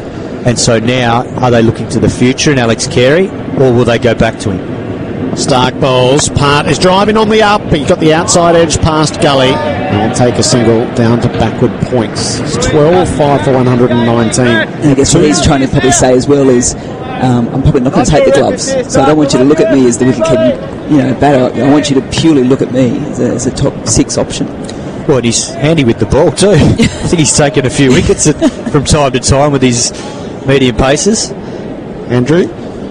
Good morning. Hello. Morning. Morning. 22 tests he's played, 886 runs, 28.58 is his test average. Had 2 stints, didn't he? He was brought in after Hobart, which was his chance to lock it all away, and he just wasn't able to do so. Vihari faces up to Stark. He's on the back foot defending well. So that's my point, is that at state level, if he has had a previous stint in the team like he has and he's averaged 28, that's going to be counting against him because he has had a decent crack at it. But if he dominates the level below way more than anyone else is doing at present, and he's had a good start to the season on what is at times a tricky Bellerive wicket. I mean, it flattens out in the second innings, but the first innings has been hard work for the batsman by the look at the scores. Then that's what he needs to continue to do throughout the season. Vihari bat raised, standing upright, plays well from the crease. Andrew? Yeah, and looking at his first-class record, he's played 121 out of 127 games as a keeper. Average is 39 in that. And when he hasn't played as a keeper, though, which is a fairly small sample of just 6 games, the average is 50, just over 50 at the bat. Those stats for Henley, the only choice for new home designs. Matthew Wade, who was on SEN's breakfast show in Melbourne this morning. It'll be available through our social handles and through sen.com.au if you'd like to hear the full interview. Stark to close out the over. Bowls to Vihari, who turns this on the up, and he's caught at mid-wickets. Stark gets the first wicket of the morning. Hard and in at the body. Vihari's wandering down, a bit of a miserable sight. 6 for 119, and all the way he's looking for a replay to see what he did wrong. He's out for 28. More importantly for Australia, have a look at what Mitch Stark did right. The build-up through this over has been fantastic. He's been at him and at him and at him. And then that last minute, it was a thick inside edge onto the right hip. It just ballooned up, and a simple catch there for Marcus Harris. Pressure from Mitchell Stark got the reward. Love that field spot too. Just in front of square leg. Just allows the bowler to be able to attack the stumps. There is that variable bounce, and on that occasion just ballooned out beautifully. But also too, for the short ball, it entices the batsman to think about playing a short ball. So I like seeing this Australian field, and they got the right reward. 6 for 119. Vihari caught Harris, bowled Stark for 28. So that removes the possibility of those heroics from a young man in his second test match.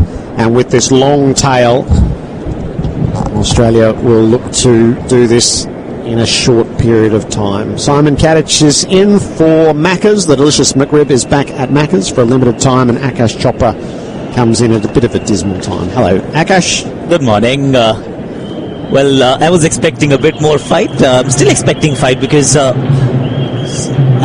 been of the opinion that India was always chasing its tail right from day one. Once you lose the toss is very, very critical, the kind of team that you play. But then the last day of the Adelaide Test match comes to your mind, where Australia fought and then gained some amount of momentum coming into this Test match. So that's exactly what I'm expecting and hoping for. Not really a favourable result. Line to Part, who goes big, slices it into the deep. It lands just short of Harris, charging in. Couldn't get close enough to sprawl himself forward from the cover boundary. Part survives a tight one. A loss is a loss, but then the manner in which you go down is something that holds you in good stead. Just tells you a bit more about yourself and the character of the team as well. Might hit the accelerator here as he goes back and strokes the ball to short cover. I was observing very closely how Vihari shapes up, because he is India's sixth batting option if India were to play six batsmen again. He looks organized. This is a tough pitch to actually judge anyone as a batsman. They spread far and wide in the deep. Part watches this go by. He comes across as someone you can actually persevere with. It's only his second test match. In both the innings, he's not someone who's thrown his wicket away. He's shown a decent amount of temperament, a decent organised technique as well. Only a slip around the bats. Line bowls. Part is back. Short arm jab out into the deep. Will take the single this time as Harris trots in to do the fielding. Part to 13, 6 for 120. Andrew? Umesh Yadav batting number 8 for the first time in his Test career. He's in fact only batted at as high as number 9 3 times in his previous 46 innings. So it does support the view that 8 through 11 are all 10s and 11s in this team. They take their promotion very seriously, by the way, these bowlers. Akash, just talking about Vihari, could he bat up the order?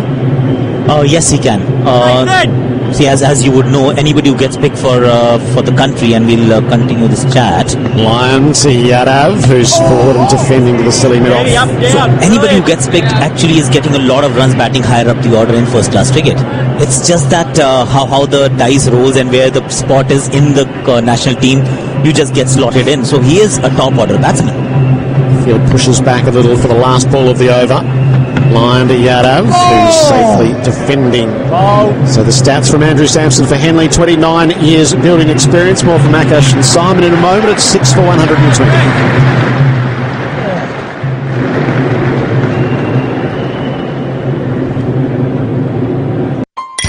This is India versus Australia Trivia Shots. The first T20 match between India and Australia was played at South Africa's Kingsmead ground in the 2007 T20 World Cup. This is India versus Australia Trivia Shots. Between the two teams, maximum number of T20 international matches. Test cricket, Mitch Stark has the first wicket of the morning. India 6 for 120. Akash Chopra and Simon Kadich with you.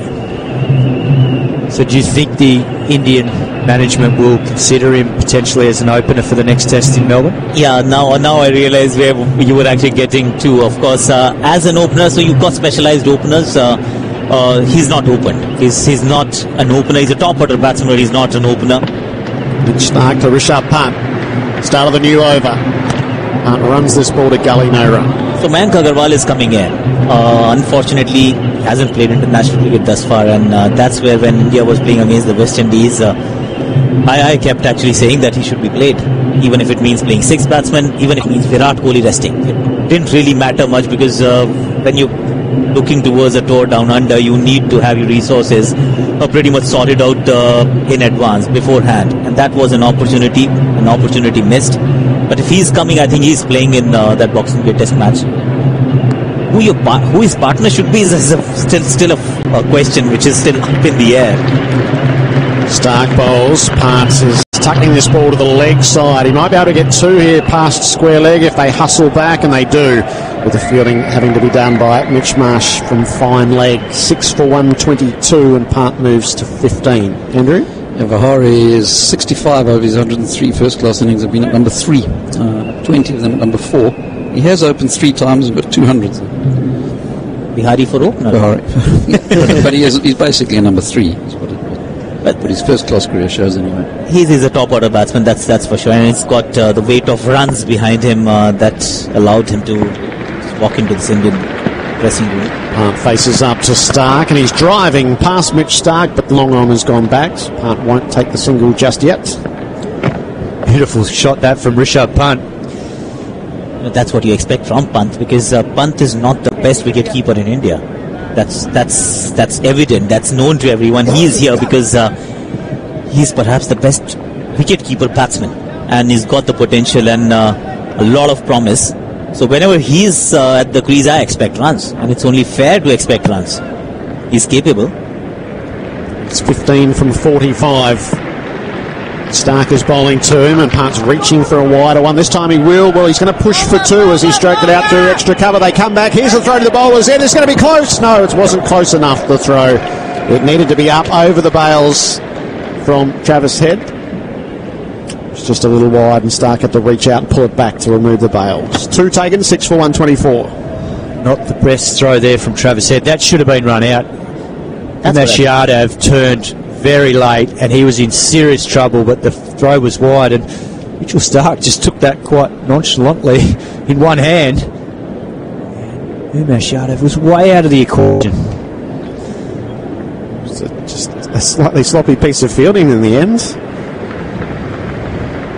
Stark bowls, and Parts off the shoulder of the bat gets it to ground. He was hustling for a single that wasn't there. The replay for Tyre Power, your trusted tyre experts, and Stark sort of gave up on it when the throw was wide, but it was still going to be a photo if he'd been able to grab it really swiftly and get the bails off. He didn't really actually care about it, as if he was not even thinking about the run out. But then you can afford all of this if you're fairly ahead in the game, and you know that Indian tail is an actual tail. Doesn't really wag as much if there is no Ashwin, there is no Bhuvneshwar, there is no Jadeja. The field closes in. Part will be eager for a single off the last ball of Mitch Stark's over. He delivers, and Part swings hard at it, gets the top edge, down to third man and away for 4. We'll take the boundary instead of the single. 21 for Part, 6 for 128. The boundaries for Tyre Power Summer Scorcher Sale. Anthony Hudson coming in on SEN Test Cricket. And we're underway again, and Maxwell's teeing off, and he's out! He dragged it to outside. Twitter पर भी available है, लेकिन ये shot सिर्फ शिखर धवन के book में available है. Whatever is your mother tongue, find it right here on Sports Flashes. Live commentary of India versus Australia in Hindi, English and Bangla from down under. Sports Flashes. Download the app now.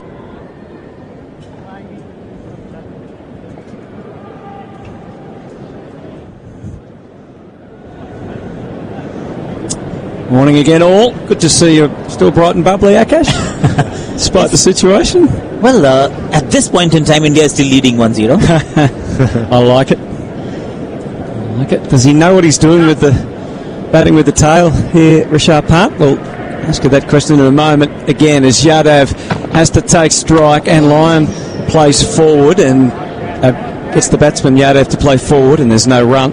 Well, he's still at least applying himself a little better in the second innings as compared to the first innings, because Gary! his tactics with the tail in the first innings left a lot to be desired.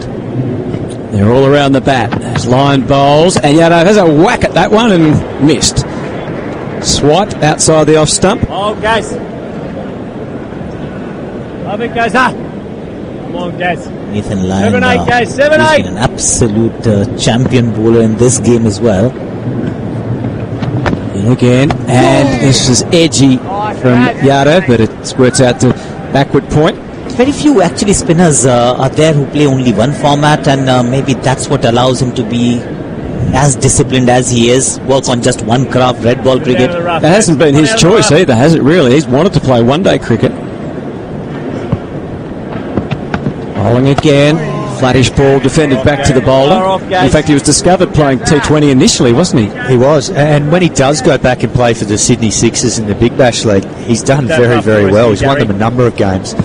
So he's certainly not just one-dimensional. Line bowls again, more air on that one, and it totally deceived the batsman Yadav, who prodded forward. Didn't quite know where to put the bat. It went through untouched to Payne. The reason why I actually mentioned that was that people, especially off-spinners, finger spinners who are playing T20 cricket quite a bit, they feel obliged to add something more to their bowling, an arm ball, or carom ball, or something else. He bowls again a little shorter, and he's able to negotiate it into the ground, and that ends the over. And the Sunbank Solar scoreboard has India at 6 for 128. This first session for Master Builders, enroll now for 2019, mbav.com.au. But Nathan Lyon is quite different in that aspect. It doesn't have an arm ball that goes away or holds its line at will. We saw that in Adelaide, everything was turning. Whereas straighter one was perhaps more difficult to negotiate. Similarly here, of course, there's more help because there's a lot of grass around and therefore the ball goes away. But he doesn't bowl a carom ball. He doesn't even try a dusra. He doesn't have a natural leg, or rather a controlled arm ball, so to speak. And that can only happen if you play only one format, primarily. I can't imagine somebody doing that in the IPL, to be fair. An Ashwin or a Sunil Narayan, any finger spinner that you talk about. Just sorting out their field here, and they are well spread for the start of the new Stark over. Part. Just the one slip and a gully, and Stark bowls, and he's squeezing this off the body down to fine leg, and decides not to take the single off the first ball of the over. Yeah, I think you're right, Akash, particularly in the IPL. A lot of the top spinners have to survive by being mystery spinners, either leg spinners that go both ways and have the variation, or off spinner, as you say, with the doosra, the other ball, carom ball. And that's probably what it probably does highlight a little bit with Nathan Lyon playing in the Big Bash here, is that at times the standard of batting against spin bowling is nowhere near as high, and that's hence the reason he does so well in those competitions. Bigger grounds as well. Some of the IPL grounds are tiny where miss hits are deposited in the stands. Stark powering in again, and part late decision to play. Nudged it down to third man, straight to Harris. A couple of bounces before it got there, and he might as well have let it go because he wasn't thinking about running on that. He stays at 6 for 128. Andrew's got something for us for Henley. 29 years building experience. Yeah, the boundary that Rishabh punted off the last ball of Stokes last over was his first of the innings. It's rather unusual. It took him 48 balls to do that.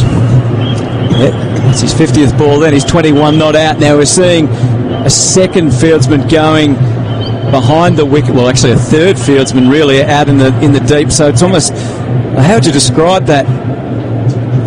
On the 45. A fly gully? Yeah, it's a strange position. A fly gully. That's not exactly where he goes. It's a fly third slip. We've already got a third man in place. What do you make of it, Kat? Yeah, I think it's a really good position, because that's where he's predominantly played that shot to.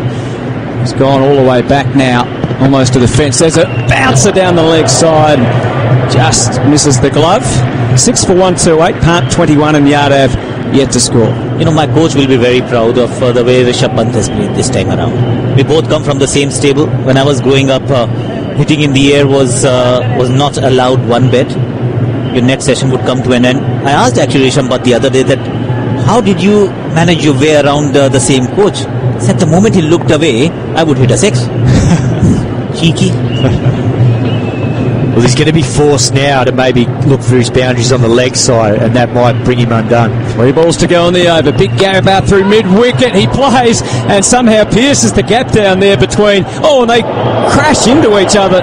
Almost Nathan Lyon, a collision down there with Harris. They just avoid any danger. It wasn't the best of communication.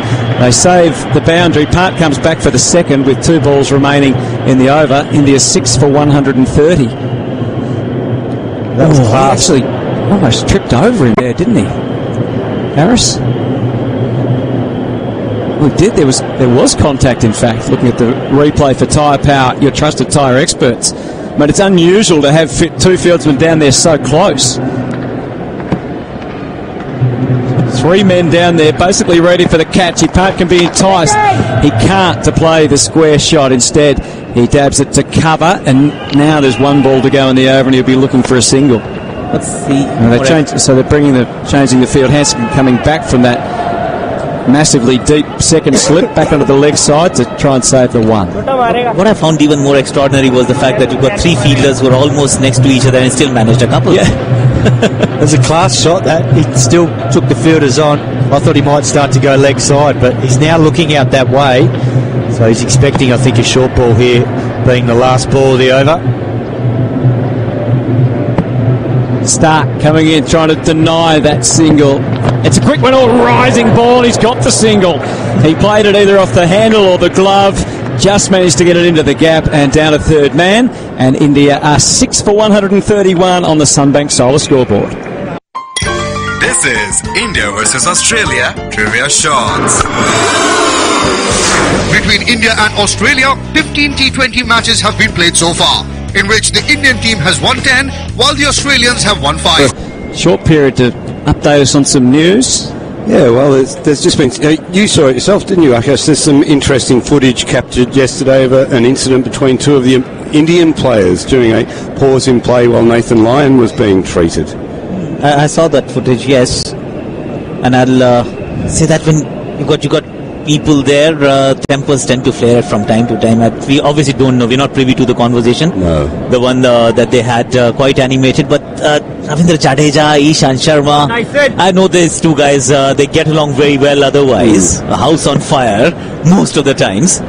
Lyon continues. He bowls the punt, uses his feet and slaps it down to long off. Good work by Mitch Marsh to get across to do the fielding and keep them to just 1. So he's given up the strike on the first ball of the over. Just to inform our listeners who may not have seen it, it's about a 90-second exchange. It's quite heated. The 2 players are pointing fingers, yelling at each other, walking away, coming together again, and then actually have to be separated by other members of the team because it's a hot game and tempers get hot even within teammates, I guess, Akash. It does. Lyon continues, and Umesh plays forward back to the bowler. 6 for 132. You know, when was it during the day? That was when Nathan Lyon had been hit in the helmet and was getting treated at the other end. Now, I have a feeling I know why it might have started. Lyon bowls again. Same result, defended by Yadav into the ground. And in saying that, this is the best guess because I'm a long way from the action. I couldn't hear it. But the Indian team came in around Lyon when he was on the ground, and I think they were told, get away from him, look after yourselves.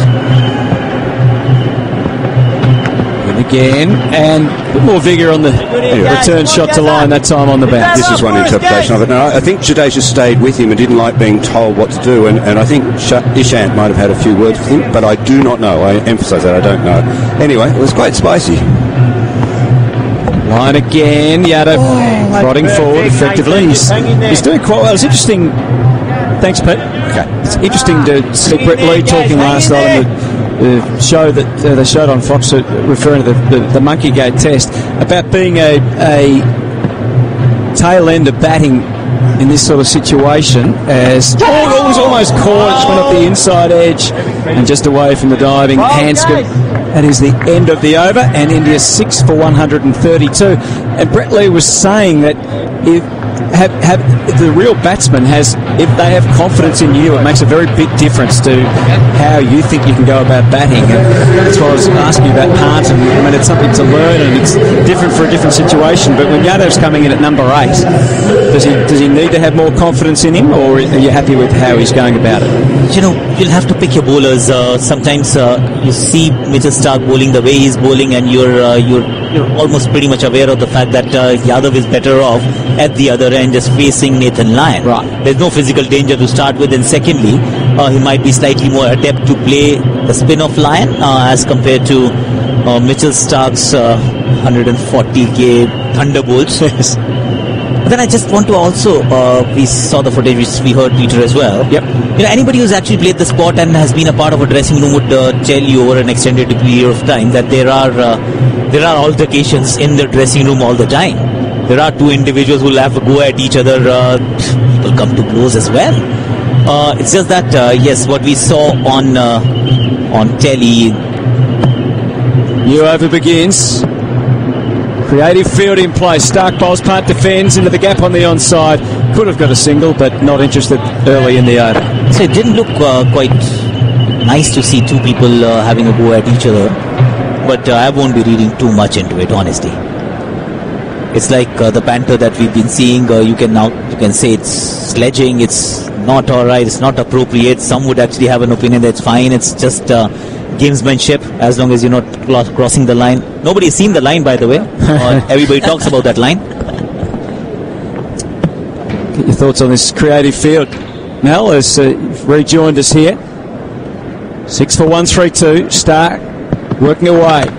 Again at the body. This time punt goes for one. He's going to think about coming back for the second. And then he realised once he got down to the other end that he just wasn't going to be able to get back. So there's a little mini victory for the Australians. Good fielding pressure. Hazelwood getting in there quickly. And it's 6 for 1-3-3. And that does expose Yadav to the pace of Stark here for the next 4 balls. It's exactly what Tim Payne wants, doesn't he? He still wants the ability of taking the wicket, hence the 2 catches behind the wicket. But he basically wants Pant off strike to give the option for the bowlers to go for as many deliveries as possible to the tail. At the moment, it's Yadav. 154 runs required from here from a miraculous Indian victory. I had a look at the averages of the Indian tail still to come. Yadav's test average is at 11.2, Sharma 7, Shami 11, and Bumrah 1. Doesn't give you a lot of confidence. Maybe might get Andrew to give us their highest scores. See if that adds up to something better. 6 for 133. So 2 slips and a gully. Still a third man. As Yadav waits and Stark gives him a thunderbolt bouncer first up. Yep, and that's why the third and finer in play too, because the head ducked, the hands just went at the ball in an action of just get away from me. And sometimes that can just pop up to short leg, big wicket, or it could fly. The bat was half hanging there, and they all, watching the Australian slips scored, and they couldn't look at the replay quick enough. Akash, how did you feel that Pant played with the tail end in the first innings? I wasn't impressed. And leg gully goes in, sorry. Akash? This time I was actually praising the way he's been playing, but exposing 4 balls. So will another short one come? Oh, it did. It wasn't super short. He went for a big swing and he fell over in the process. The momentum taking him across onto the offside of the wicket, and he missed the ball by a fair margin. Umesh Yadav's highest is 30. Mohammad Shami, 51 not out. Fantastic. That's 81. That was a number. Yeah, that was at number 11 in the same game that Jimmy Anderson made 81, and they added a world record 10th wicket partnership with Joe Root. So the pitch wasn't very conducive to. What about Bumrah? Wickets out anyway. Bumrah is 6 and Shant is 31 not out. Nottingham, was it? Nottingham 2014. Yes, that's 118 between 4 of them. Wow, they're almost there. Survival is the mode right now. Yadav, it's kept low, struck on the pads, prolonged appeal, but not out. What did you think, Akash? Trusted and was told us that leg befores and bowls, they just don't happen here. Yes, at Waka it didn't happen, but this pitch is also just taking that legacy forward. Bounce has always been the point in question, and missing off stump, I think. Yeah.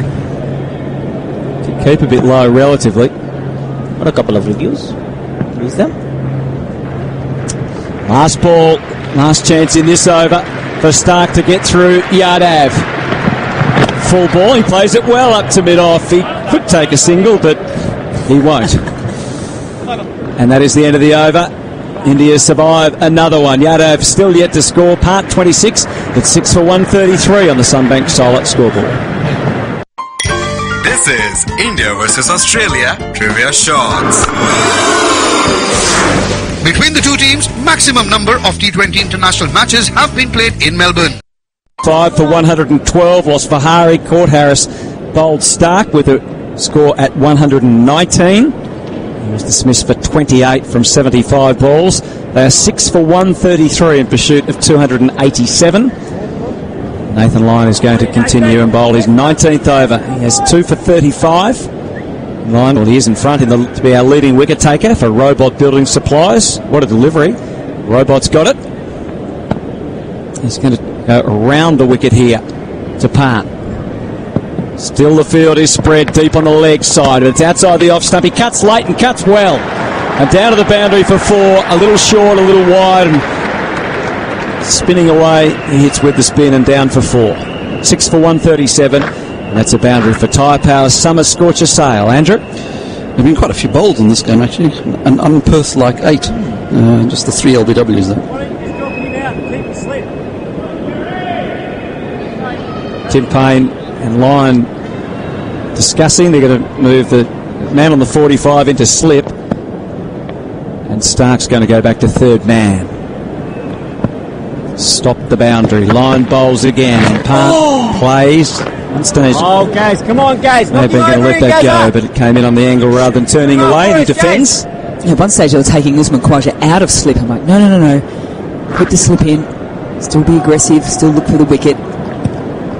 Are they being aggressive enough to try and take his wicket? I don't think so.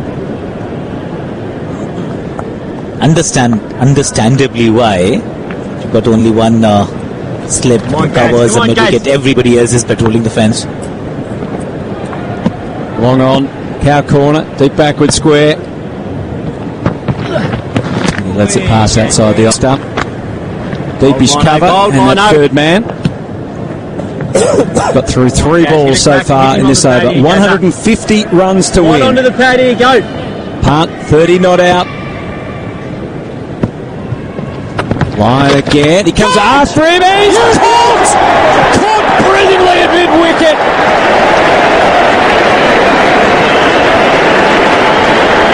Hanscom, is it? Peter Hanscom has dived to his left, down low to take the catch.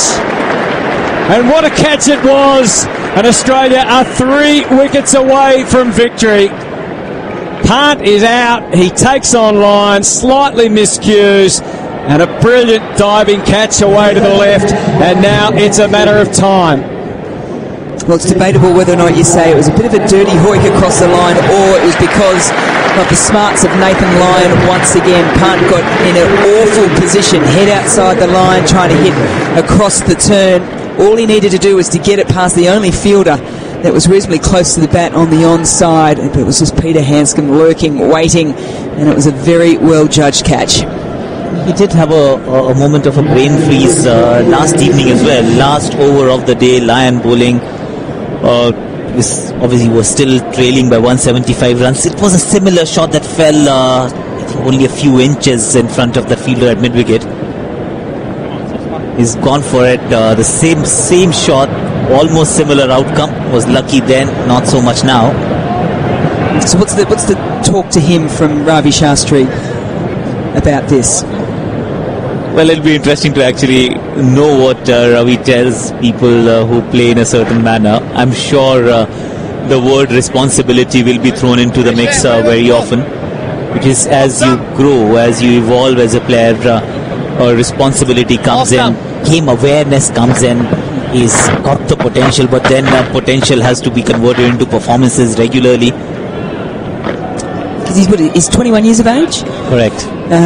Who else is in? Certainly not saying that he's going to be dropped for test matches here in this tour by any stretch of the imagination. They've got Parthiv Patel in the squad at the moment. Ishant Sharma is out at the crease, and Nathan Lyon has 3 wickets again, and he could get more here. He bowled, and he's beaten Sharma. Big appeal for caught behind. They may review this. Ishant had no idea. It almost felt as if Payne asked Ishant to walk. Are you not walking, mate? And Ishant should have replied, are you not using the DRS, mate? You've got a couple of them. You are, yeah. Must have been his foot drag. Might have been mine. Mid on, still deep.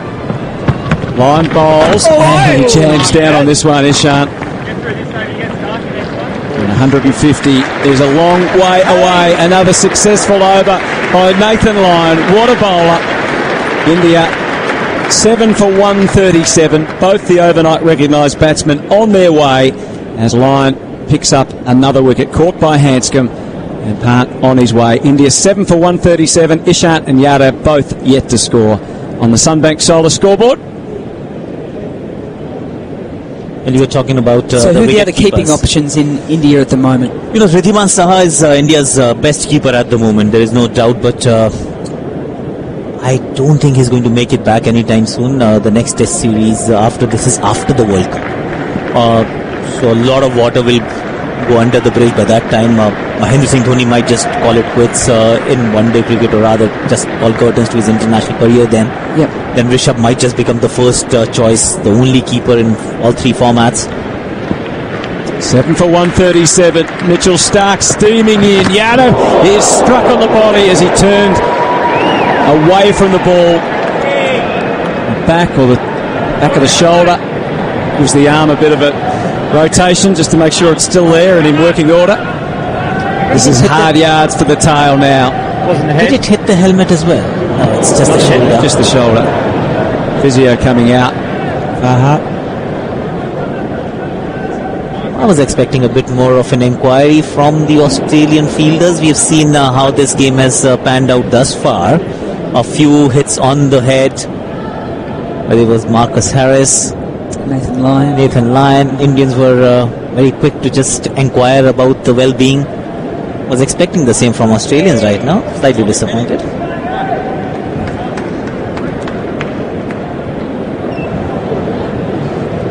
Maybe they just politely inquired from afar. Telegrams are done, dusted. Come on, Kratzy. Well, we're still at a leg gully in here, as well as the man under the helmet in close. So you can expect another short one coming soon. Starc comes in and bowls. Yadav, he backs away and has a mighty swipe, swing and a miss. This one was going to Albany, 500 kilometers away. Well done on your knowledge of Western Australia. Yeah. Very Exactly. impressive. Or the Margaret River. I've done my homework. Yes. What's Albany famous for? It's very close to Antarctica. It's the southernmost point of Australia, I think. Western Australia. Is that correct?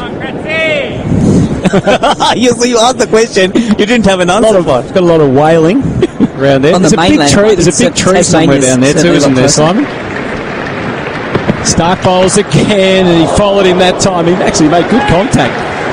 Whale watching, I think it's not the season for whale watching. I've checked that as well. Because I'm actually heading down there tomorrow.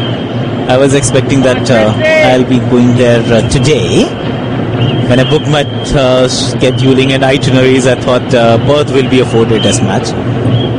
It's turned out to be a 5-day game. Did you get to the Bradman Museum? Yes, I did go to the Bradman Collection in Adelaide. 7 for 137. Starc again and again. He followed him, bowled him in his body, fends it away. He's going to get at least one run here as it squirts out in front of square, and they're going to stroll back for the second as well. So 7 for 139 is the score. 148 runs away from a very, very unlikely victory. The torment here continuing from Yadav. So the other young keepers, there's Ishan Kishan, who plays for Jharkhand and also for the Mumbai Indians in the IPL. Young left-handed batsman, a decent very keeper. Clean hitter of the ball. Correct. Is that the first skill happens to be the batting and not the keeping? That's the thing with the new age keepers now. Starc, he digs out a Yorker. Starc, huge opportunity here to get a couple of wickets, at least to add to his 2 for 46. Yadav digs that one out and survives for now. He's on 2, he shan't yet to score. 7 for 139. Anyone in the Ranji Cup that hasn't sort of ventured through to IPL yet, that's sort of more your traditional long-term, long-day format keeper bat? There's Sanju Samson, but he's also playing the IPL. Starc again, short, awkward, back to the bowler, caught by Starc, caught and bowled. Mitchell Starc breaks through again. India are doomed in Perth. 8 for 139. Yadav's torment ends. And he's caught and bowled by Mitchell Starc. Short ball at the body. And he fends a return catch in the air. India 8 for 139 on the Sunbank Solar scoreboard.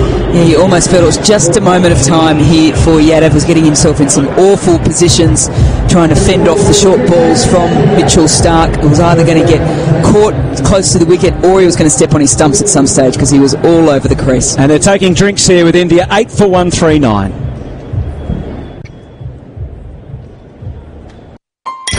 This is India versus Australia Trivia Shots. In the 15 matches played between India and Australia, 9 have been won by the team batting second.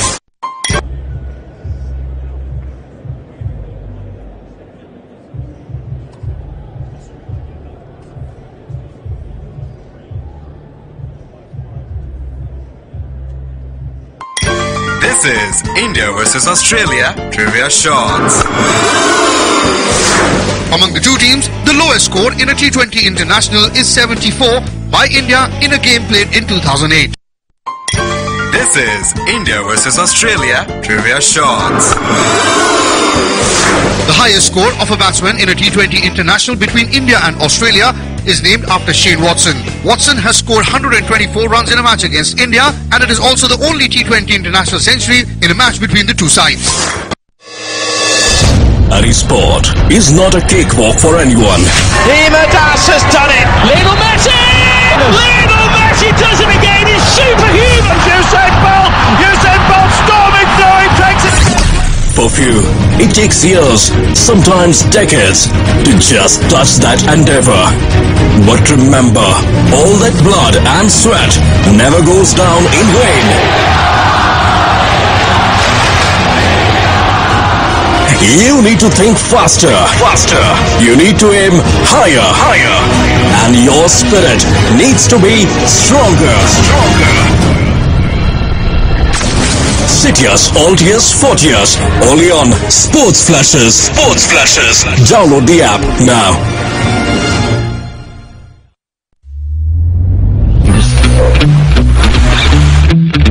The field is set. The experts are ready. Welcome to Sports Flashes Radio, as we are live. It's the clash of the arch rivals. The game you don't want to miss. Listen to live commentary from down under as Team India is all set for Aussie Adventure with live English and Hindi commentary. Scoring. Hard in at the body. Vihari's wandering down a bit of a miserable sight. More importantly for Australia, have a look at what Mitch Starc did right. Wide again. He comes after him. He's caught. Pat Cummins has ball in hand at the Justin Langer stand end. Ishant Sharma is on strike. Cummins motors into him and it's a bouncer well over his head. That drinks break was thanks to AR Property Investments. Learn about property investments one-on-one. Gerard Whateley, Simon Kadich and Mel Jones with you on SEN Test Cricket. India 8 for 140. Mitchell Starc just coming into his own here. He's got a sniff at the tail. He's got 3 for 46. That could quickly become 5 for 46 if Pat Cummins doesn't get a wicket this over. Nathan Lyon misses the chance for 10 in the match too, with Cummins replacing him. He's in and bowling to Ishant, who's on the back foot, almost sending the ball to short leg. Lands it just in front. I think it highlights too the beauty about this Australian attack. There's been much said about it, but they all complement each other. You know, Mitchell Starc's role is to try and take 1 or 2 wickets up front with that new ball, and then he's so good at cleaning tail enders that's part of his role as well. We know Pat Cummins does that graveyard shift, you know, when the ball gets 60 plus overs old, and then Nathan Lyon, phenomenal. I mean, everyone thought quick bouncy wicket, spin might not play a part. He's once again shown his class here in Perth. Harris has come very straight at bat pad. Cummins bowls, backs away, has a swish and he misses. Andrew? Lyon with that wicket in his previous over, 48 for the year now, calendar year, joint top with Dilruwan Pereira. Got a decent chance of being the leading test wicket taker 2 years in a row. What's Pereira got left? So Pereira's still got potentially a bit of a second innings in Wellington. They're playing at the moment, and then Boxing Day as well. So he's also got another game. And Kahisa Rabada's on 46 with a Boxing Day test to come as well. Stats for Henley, 29 years building experience. It's a bit of manoeuvring in the field. There's going to be 2 slips at gully points and Lyons trotting down to third man. There's a fine leg, a short backward square or a leg gully, a square leg and a bat pad. Cummins bowls, Ishant backs away, swings, out, he nicked it. It was a strangled appeal down on the ground in a sense of formality. Ishant couldn't get out of there quickly enough. It's his 11th duck against Australia and the 29th of his career, equaling the Indian record. And he trots away, and Australia is 1 wicket shy of victory in Perth, as the surrender is being signalled by the Indian tail. 9 for 140. Copping that short pitch bowling, you can't blame them. It's not easy for a batsman out there, let alone a tail ender of Ishant Sharma's quality with the bat. And Australia now putting the final touches to this very, very good test victory that it'll be. And I think what they're loving too is that the lack of fight from the Indian tail. That gives them so much confidence going through to Boxing Day and Sydney. We've talked about the pitches there, probably not offering as much as what we've seen in Adelaide and here in Perth. But if all of a sudden they get into that situation where they're getting into tails, they're thinking to themselves, well, we can run through them. They've exposed India in this test. Yeah. India made a fatal mistake with their selection. Obviously they were forced to, and it just highlights how big a loss Ravi Ashwin was, not only with the ball but also with the bat and having that fight. He showed that fight in Adelaide, in particular with Pujara in the first innings. I think he got 25. So Cummins to finish it. He bowls to Bumrah, who backs away. He has a little swing and a miss as well. So that loss has been shown in this test match.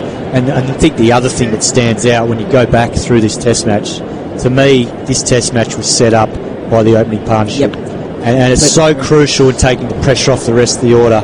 And Aaron Finch and Marcus Harris on day one, when everyone thought it was going to do a fair bit out there, which it did at times, particularly after lunch, they deserve a lot of credit for this test match victory.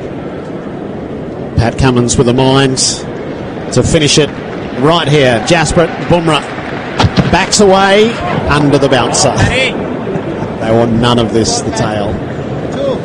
He has missed that by at least a foot, if not further. He's not even in the same postcode as that ball. Yeah, he was behind Marcus Harris by the time the ball arrived. Wouldn't blame him either, would you? He's done a magnificent job with the ball. There's Bumrah. The risk-reward equation is running very heavily in a lost cause. Cummins to the top of his mark. Tosses the ball in the air. Readies himself. Jasprit Bumrah. Ever so twitchy.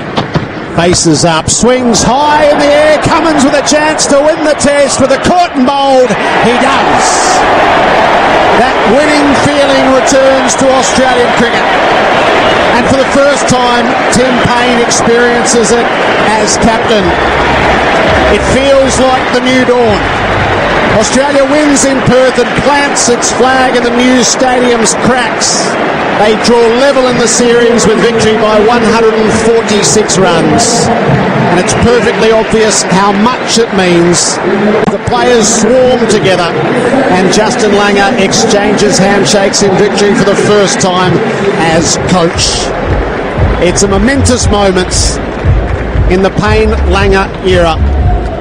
And the test series is level.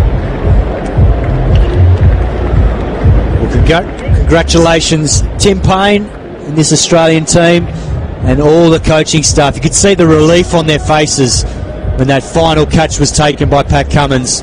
They put so much time and effort into this group and they've been through so much together, and now they can start to see the other side. They're coming out of it. Fantastic win, 1-1 in the series. And this just makes it a tantalising prospect in Melbourne for Boxing Day now and for the rest of the series when they go to Sydney after that. It is the most brilliantly poised series, with the storylines all set and things tied up ahead of the MCG and the SCG. This is comprehensive by Australia. They fought back well after being beaten in Adelaide, and they've played the new stadium particularly well, as India's strategy was flawed. It was revealed pretty quickly. Tim Paine bit the bullet and with a wobbly batting lineup went into bat, and from that moment on they proffered. Yeah, the Australian batting deserves a lot of credit, particularly in the pressure cooker of the first innings on what was a green wicket day one. It certainly wasn't an easy wicket to bat on, but they got through those tough periods, and as I said earlier, the opening partnership of Aaron Finch and Marcus Harris, both getting half centuries on day one, laid the foundation. And while there were a few wobbles in the middle order after lunch on day one, it was backed up by Shaun Marsh and Travis Head. And first innings runs are crucial in Test match cricket. There was scoreboard pressure on India. We know the Australian bowling lineup is a very, very good unit. They exposed the Indian tail, and moving forward now, Australia have exposed some weaknesses in this Indian team. And that's exactly what they needed to do. Draw level 1-1 and go into Melbourne and Boxing Day with some confidence. Today's wickets: Vihari caught Harris, bowled Stark for 28. Pant caught Hanscom, bowled Lyon for 30. Yadav caught and bowled Stark for 2. Ishant caught Paine, bowled Cummins for 0. Bumrah caught and bowled Cummins for 0. Shami not out, 0, all out, 140. The bowling figures for Australia: Stark 17 overs, 3 maidens, 3 for 46. Hazlewood 11 overs, 3 maidens, 2 for 24. Cummins 9 overs, no maidens, 2 for 25. Nathan Lyon 19 overs, 3 maidens, 3 for 39. Australia by 146 runs, and such a warm embrace between the coaching staff and the captain, Tim Paine, who's revealed himself as the leader. He's come of age in this Test match, and he should revel in victory. We're going to take you out onto the field through all of this, through the presentations. I'll duck off to 360, and Simon, I'll see you a little later on as Australia revels in its victory. We are able to go downstairs with Anthony Hudson. Thank you, Jared. Yes, wonderful scenes down here. And look at the crowd up behind us here, Mel. Getting as close as they can to the vantage points as the Australians. Lots of handshaking and hugging going on. Certainly around Justin Langer here as well. A relief for him. And the Aussies making their way across in front of us here right now. The assistant coach is in amongst as well. Nathan Lyon getting plenty of handshakes. What a contributor and what a star he's become. Going straight to sign some hats of the young fans that are all want to be on the action here, and joined now by Pat Cummins. There's photographers everywhere snapping away happily. High fives and fist pumps. Aaron Finch with a couple of young lads. There must be sons of commentators or something in there. Gilly was carrying around three of his sons here yesterday. But it's a great sight to see the Australian team that have been through so much so happy.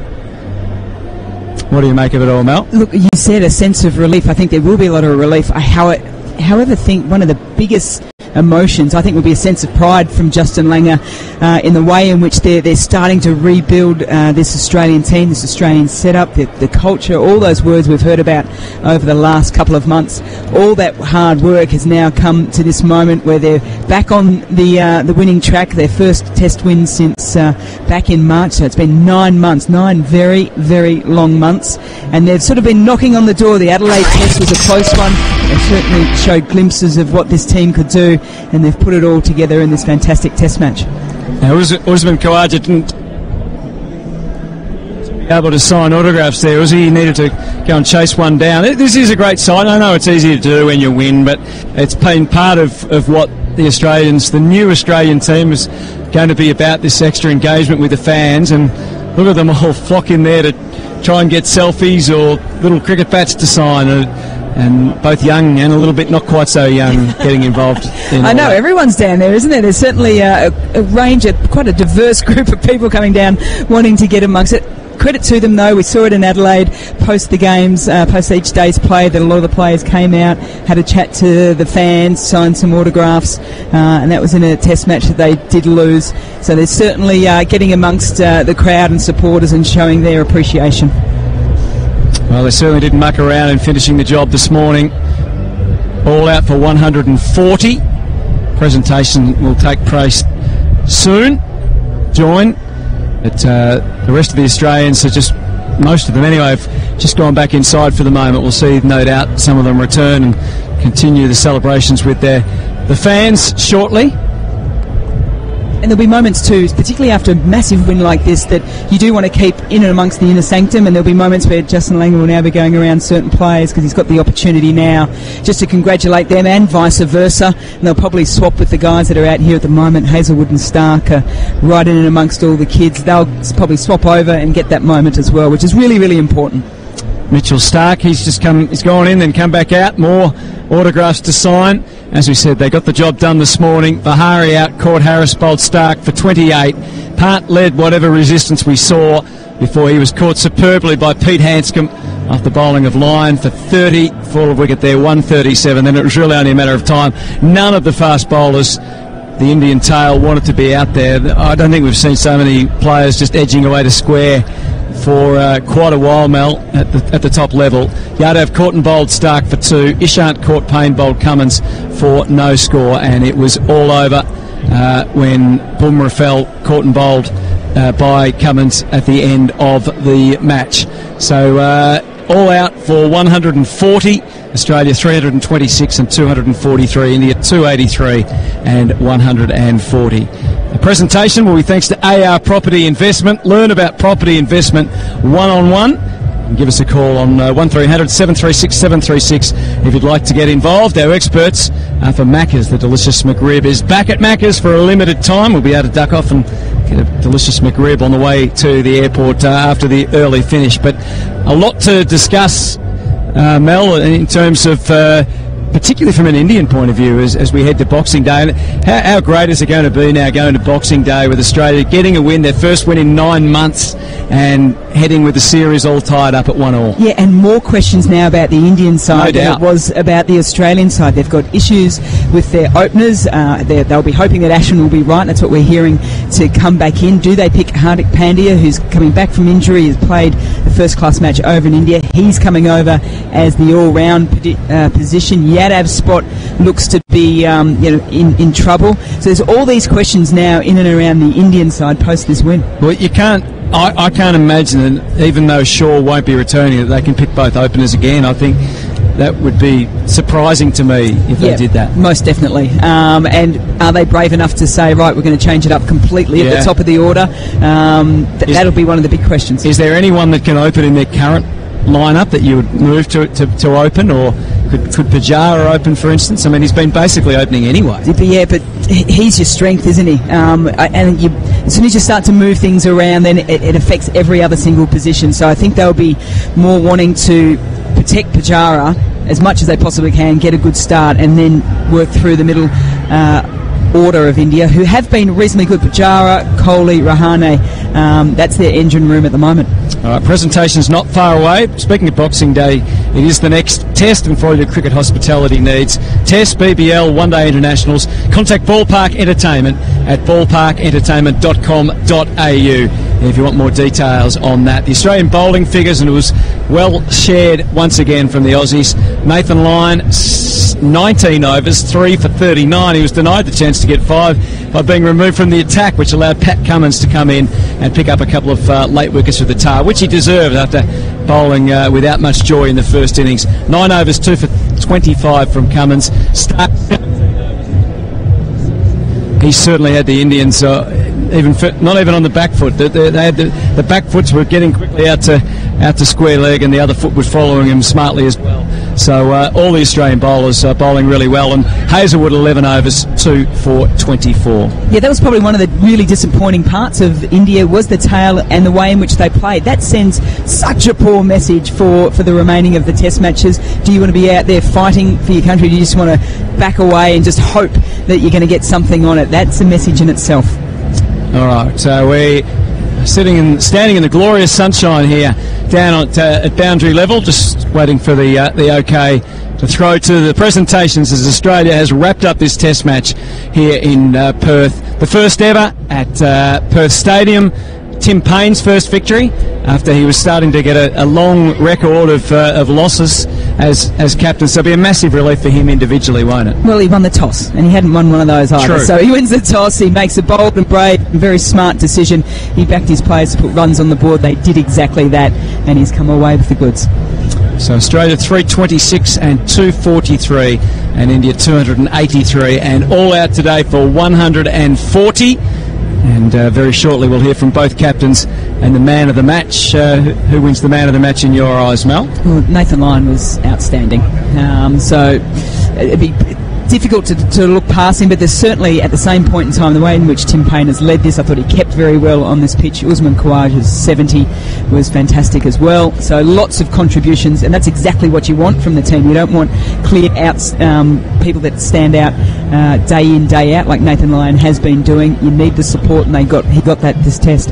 Our player of the day, of course, for Tyre Power, Know Your Tyres. Who was the player of the day just for today, do you think, Mel? That's a good question. So I like the energy of Mitchell Starc. I mean, he was brilliant. That's what his job is, to get in and clean up the tail. I thought he certainly started that. With Mitchell Starc. Mitch, almost 10 month that test victory has taken. What does it mean to you? Yeah, it's a long time coming. I think it's shown the hard work of the last 10 months, I guess, in a lot changing and a lot of hard work coming on. And we said at the start of the summer when we got back from the UAE that the tables will turn eventually, and the hard work will have to pay off. And I think this week's just shown the fight and the desire of this team, and hopefully we've made a lot of Australians proud this week. Was that a main thing? I mean, you've got the fans behind you. If people were feeling pretty disillusioned by the Aussie cricket team, does it mean a lot to pay them back? Yeah, absolutely. I think just seeing some of the kids and all the fans out here this afternoon, and us hopefully putting on a great show this week. I think we were close last week, but we definitely didn't play our best cricket, and we've still got some way to go. But this week just shows the fight, as I said, the fight of this team, the desire to want to do well, play good cricket, and make these guys proud, which is what we're all about. The battle between Virat Kohli and Tim Paine. How proud are you of your Aussie skipper, and is this test the making of him as Aussie skipper? Yeah, he's been fantastic. I think since he was probably thrown into the role at the back end of South Africa, he's been fantastic with a young group, really leading from the front for someone who was thrust upon the job. He's done a fantastic job, and he's led us with passion and pride this week, and for us to get behind him and put a performance on this week like we have, I think just shows what this team's about. And as I said before, seeing some of the smiles on the faces and the crowd get behind us, that's what we're all about. And what about you, Mitch? You're under all sorts of pressure coming into this one. How much, honestly, were you feeling it, and how proud are you of yourself that you've performed? Yeah, no, look, I've said it all week, but I feel like the ball's been coming out really well for a long time now. It's the wickets or the results haven't shown personally, but I've actually felt really good, felt in good rhythm. The ball's been coming out fast, probably a bit faster this week, but I think the whole time I've just been happy to play my role for the team, and as long as the people in the sheds are happy with what I'm doing, it doesn't matter what anyone else is saying. Well done on the wing. Get back to signing those autographs. There's a lot of young kids who want your time. Thanks, Ness. Cheers. Thank you. Mitch Starc there with Nerily Meadows, courtesy of Fox Cricket. So we're not far away from the presentation, and we'll hear who the man of the match is. We'll hear from both captains very shortly. Isha Gura will do the honours. The presentation of the second Domain Test match between Australia and India. A big congratulations to Perth Stadium on hosting its first Test match, and what a game it was, with Australia levelling the series. I've got Travis Coleman from Domain alongside me to hand out the Player of the Match trophy, but before we get to the Player of the Match, let's hear it from the losing captain, Virat Kohli. Virat, probably one of the most brutal tests we've seen in a long time. What will you remember from this test? Well, as a team, I think we played well in patches, and that's something that we can hold on to and take forward in the next game. I think Australia played much better than us, especially with the bat in the first innings. Getting 330 on that sort of a pitch we felt a bit too much, considering how the game went on for the next 4 days. So, yeah, look, they played better cricket than us, and they deserve to win.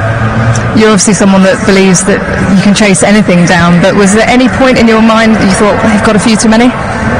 Well, you don't think like that when you're batting out there in the middle, but when you're out and you see how difficult the situation was, that's when you think, maybe we would have like 30-40 less on the board already, so that we can start in a bit more comfortable position. But as I said, Australia got stuck into it, and they put a total on the board, which on a pitch that was lively throughout the course of the Test match was always going to be challenging. We obviously had the belief that we could do it, but they were more relentless, and they pitched the ball in the right areas for long enough to put us into trouble. How do you think your bowlers did? Because they were able to be unleashed on this surface as well. Well, the second innings especially was beautiful to watch. They're outstanding together as a pack, and they're bowling really, really well. And just to see them dominate with the ball in the second innings was something which was really good to see for us as a team, and something that we want to build on and take forward into the next Test match as well. In great rhythm, we've been talking about their skill levels, and the good thing is that they're relentless. Even if they're not getting wickets, they're not giving away too many runs, which I think is a great quality to build on, and something that they're also very keen to take forward into the next Test match, as I said. Hindsight is obviously a wonderful thing, but did you deliberate ahead of this Test match about playing Jadeja, especially with the tail you have, but just to add another dimension to the bowling attack? When we looked at the pitch, we didn't think about that option. We thought 4 quicks is going to be enough. But yeah, look how I thought Nathan bowled really well on this sort of a wicket, where he didn't have much assistance compared to Adelaide, but still, with the skill levels and consistency that he has, he was able to get the maximum out of this pitch as well. So he bowled really, really well according to the conditions. So we never thought as a team, we wanted to consider a spinning option. We thought 4 for our fast bowler is going to be enough. And what about your own personal performance? 100 in the first innings. How does it rank for you, especially given the hostile conditions you were faced with? Well, when you don't win, you don't really rank your performances. So at the moment, it's irrelevant because we didn't get the result that we wanted. I want to be able to contribute in a winning cause, and that's something that all cricketers play for, and all of us in the team play for as well. So I'm just focused on the next Test at MCG and hopefully contribute in a winning cause to the team. Your dismissal caused a bit of a frenzy. What were your views on it? Nothing really. It was a decision made on the field, and it stays there, and that's it. There's nothing more to it. Another chance to play on the Boxing Day Test. Are you looking forward to it? Yeah, it's always going to be a special occasion. MCG, Boxing Day is going to be a full house, and it's a memorable test for everyone. So all cricketers that play in it are also very excited to play that test, and we as a team are also very excited and looking forward to that Test match. All the best in that one. Thank you. Cheers. It's now time to hear from the winning captain, Tim Paine. Tim, just talk us through the emotion that's going through you right now. Firstly, congratulations, your first Test win as captain, but just the 10 months in the build-up to this, you've been building as a side. What does it mean to you? It's probably more of a relief at the moment, actually. I thought the first Test win's taken a while since everything that's happened, so I'm really proud of all our players and all our staff. We've worked really hard, and internally we know we can keep getting better, and we've been improving over the last few months, and it's really good to get a little bit of reward, and now we turn our focus straight to the MCG. Was it one of the most gruelling tests you played in, given the conditions on the surface? Yeah, it was. It was a difficult test. I think both the Test matches, Adelaide and here, have been really tough tests. They're two really competitive sides with two really good fast bowling attacks, so it's been hard work for all the batters, and this pitch was flying through, so it was a great contest. I'm sure it was good to watch. Well, it was a bit of a known for the majority of the Test match. How patient did you need to be as captain at times when it seemed to just flatten out? Yeah, I thought it seemed like the roller had a real effect on it in the first hour of play and settled it down, and then as the day wore on, you started to get a bit more up and down, so it's about being patient in that first session, whether you're batting or bowling, knowing that particularly with the ball we could open the game up a bit later. So as I said, really proud of our boys, the way we went about it this week. Yeah, how pleased were you with the way they started things off? 300 plus score on a pitch you didn't really know what was happening. Yeah, it was day one was a bit of a funny one. We won the toss and decided to have a bat. We sort of crossed our fingers and hoped it played pretty well, and I think the wicket was actually really good for the majority of the test, but for Marcus Harris and Aaron Finch playing in their second and third or fourth test to get us none for 100 in that first session was brilliant batting, and probably the difference between the two sides in the end. Usman Khawaja finding some confidence? Yeah, I think because he's been batting really well for a long time, and clearly the Indian attack are really disciplined, and they're bowling really well to all of us. So you've got to be really patient because he's in a really good space. He's really calm at the crease, and if he keeps batting like he is at the moment, we're sure some big runs are going to come. And how important is it to have someone like Nathan Lyon in your side to pick up the key wickets? Yeah, it's great to have Gaz. Every team wants a spinner like Nathan Lyon. There's no doubt about that. You can throw him the ball in any conditions, at any end, any time against any batter, and he loves bowling to the best players in the world. And he's an absolute pleasure for us inside. Obviously, a bit of time to spend with family across Christmas Day, but you've got Boxing Day coming up. You're back into the series. What does it mean to you to be captain of Australia in a Boxing Day test? Yeah, look, it's another huge honour. Captaining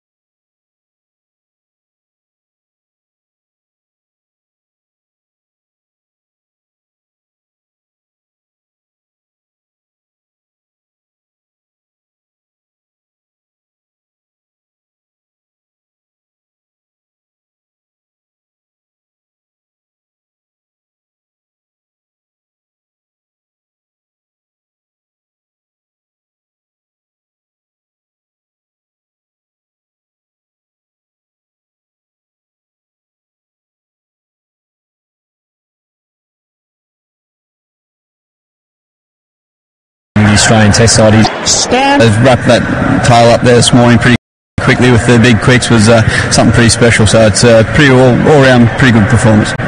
Two different pitches for you at Adelaide and here at Perth. Did you have to change the way you bowled? My role probably changed a fair bit from attacking in Adelaide to probably more a defending role here, and wasn't getting as much purchase as I'd like. But lucky enough, they ran down the wicket for me and created a few foot holes. But it was just about knowing my role in a pretty special bowling attack. Sometimes they stayed in their crease though and got caught behind. Rahane on the third morning and Virat Kohli yesterday. How key were those wickets, and were they the special ones for you? Oh yeah, definitely. When you come up against the best players in the world, and obviously Virat's the number one batter in the world, and to compete against him and be able to take his wicket's pretty special. And I certainly enjoyed it. I know that the rest of the boys certainly enjoyed it as well. So obviously he's the number one, and if we can keep working hard against our plans against him, and hopefully we'll get a little bit reward late in the series. Seems to have a nice battle forming with you and Rishabh Pant in the middle as well. It's good fun, isn't it? Obviously he's a wonderful ball striker, so that's hence why I've got five guys out in the field and just trying to cut down the boundary options. But he's a special talent, that's for sure, and it's always a great challenge. What about your contributions with the bat? I guess we have your brother to thank for that, do we? Big thanks to go out to my brother, but he's been trying to help me out. I'm not a very good batter, so I'm just trying to improve a little bit and just play my role. You need to give yourself a bit more credit. Well played again, Nathan Lyon. Too easy, thank you. That concludes the presentation for the second test. Australia go 1-all. Thanks, Isha. Okay, so we have Australian Test winning captain Tim Paine and Damien Fleming also here with us. How are you, Flem? Yeah, I was never a winning captain, Hutto, but I'm really keen to talk to Paine right now. Congratulations, Tim. Thank you. Cheers. You just said over there, relief. Is that what's surging through your body, or are you starting to warm to it now? No, I'm certainly pumped for everyone that's involved, and even our fans. We've waited a little while for a win, so yeah, certainly there's a sense of relief, but at the same time, real happiness that we've been rewarded for all the hard work we've been putting in.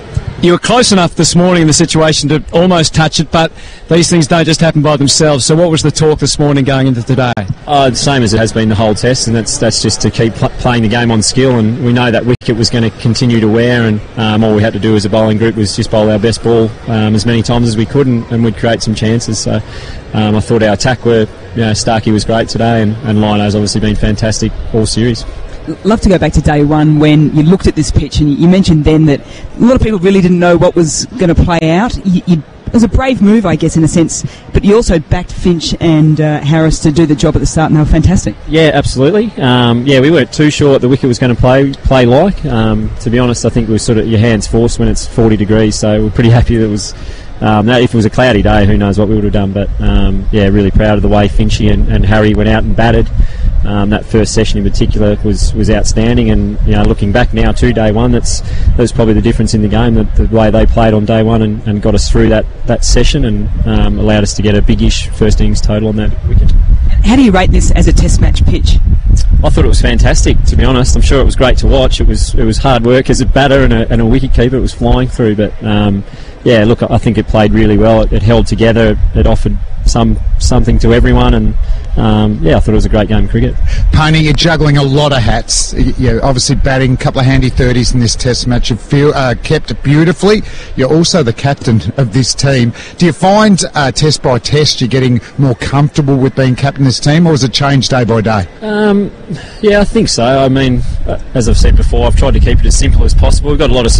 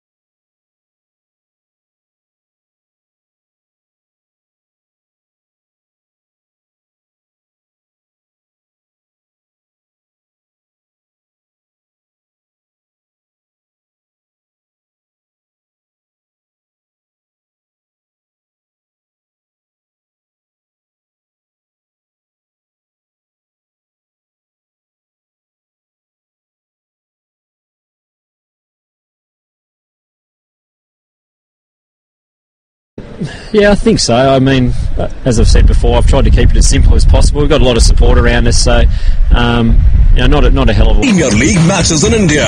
Sports Flashes. Everything about sports.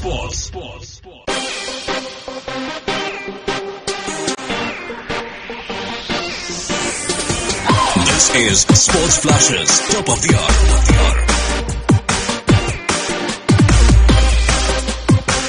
Sports Flashes. Sports Flashes. Top of the hour.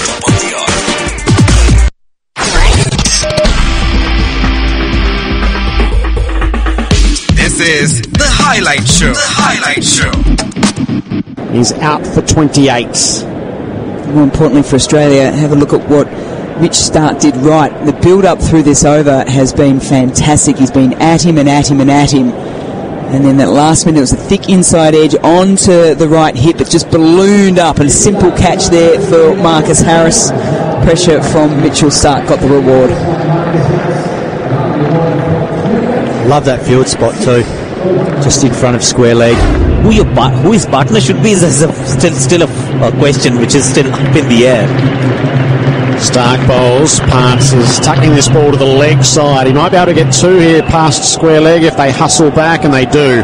with the fielding having to be done by Mitch Marsh from fine leg. 6 for 122, and Part moves to 15. Andrew? Yeah, Vihari is 65 over his 103 first-class innings. It's 15 from 45.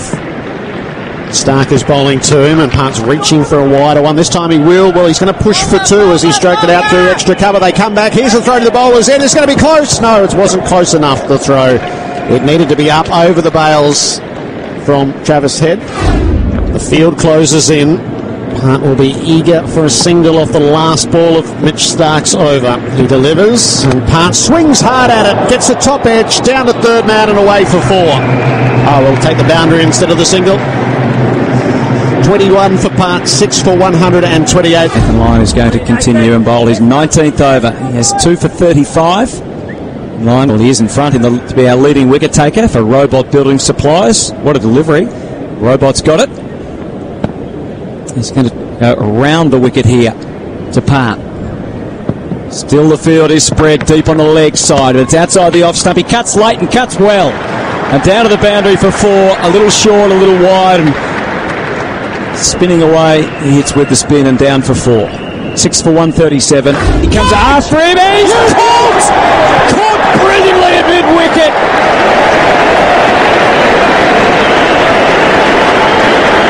Hanscom, is it? Peter Hanscom has dived to his left, down low to take the catch. And what a catch it was. And Australia are 3 wickets away from victory. Part is out. He takes on Lyon, slightly miscues, and a brilliant diving catch away to the left. And now it's a matter of time. And in the Ranji Cup that hasn't sort of ventured through to IPL yet, that's sort of more your traditional long-term, long-day format keeper bat. There's Sanju Samson, but he's also playing the IPL. Stark again, short, awkward, back to the bowler, caught by Stark, caught and bowled. Mitchell Stark breaks through again. India are doomed in Perth. 8 for 139. Yadav's torment ends. And he's caught and bowled by Mitchell Stark. Short ball at the body. And he fends a return catch in the air. India 8 for 139 on the Sunbank Solar scoreboard. Bit of manoeuvre in the field. There's going to be 2 slips at gully points, and Lyons trotting down to third man. There's a fine leg, a short backward square, or a leg gully, a square leg, and a bat pad. Cummins bowls. Ishant backs away, swings out. He nicked it. It was a strangled appeal down on the grounds in a sense of formality. Ishant couldn't get out of there quickly enough. It's his 11th duck against Australia and the 29th of his career, equaling the Indian record. And he trots away, and Australia is 1 wicket shy of victory in Perth, as the surrender is being signalled by the Indian tail. 9 for 140. Ever so twitchy. Faces up, swings high in the air. Cummins with a chance to win the test with a caught and bowled. He does. That winning feeling returns to Australian cricket. And for the first time, Tim Paine experiences it as captain. It feels like the new dawn. Australia wins in Perth and plants its flag in the new stadium's cracks. They draw level in the series with victory by 146 runs. And it's perfectly obvious how much it means. The players swarm together, and Justin Langer exchanges handshakes in victory for the first time as coach. It's a momentous moment in the Paine-Langer era. And the Test series is level. Congratulations, Tim Paine and this Australian team and all the coaching staff. You could see the relief on their faces when that final catch was taken by Pat Cummins. They put so much time and effort into this group, and they've been through so much together, and now they can start to see the other side. They're coming out of it. Fantastic win, 1-1 in the series. And this just makes it a tantalising prospect in Melbourne for Boxing Day now, and for the rest of the series when they go to Sydney after that. It is the most brilliantly poised series, with the storylines all set and things tied up ahead of the MCG and the SCG. This is comprehensive by Australia. They fought back well after being beaten in Adelaide, and they've played the new stadium particularly well. As India's strategy was flawed, it was revealed pretty quickly. Tim Paine bit the bullet and with a wobbly batting lineup went into bat, and from that moment on they profited. The Australian batting deserves a lot of credit, particularly in the pressure cooker of the first innings on what was a green wicket day one. It certainly wasn't an easy wicket to bat on, but they got through those tough periods. And as I said earlier, the opening partnership of Aaron Finch and Marcus Harris, both getting half centuries on day one, laid the foundation. And while there were a few wobbles in the middle order after lunch on day one, it was backed up by Shaun Marsh and Travis Head. And first innings runs are crucial in Test match cricket. There was scoreboard pressure on India. We know the Australian bowling lineup is a very, very good unit. They exposed the Indian tail.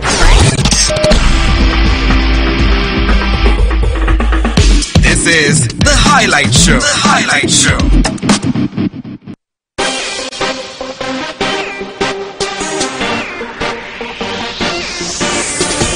This is Sports Flashes, top of the hour.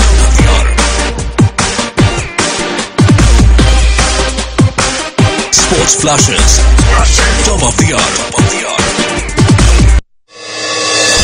Any sport is not a cakewalk for anyone. Das has done it. Lionel Messi! Lionel Messi does it again. He's superhuman. Usain Bolt storming through. He takes it. For few, it takes years, sometimes decades, to just touch that endeavour. For tyre power, your tyres. Head to 41. Sandy bowls around the wicket. It's full. It's slashed into the deep. He's caught at third man. Travis Head expires. I'm not quite sure what to think of that. He's had the big dip wide outside the off stump. It's taken the edge and flown all the way down to third man, where Mohammad Shami has taken the simplest of catches.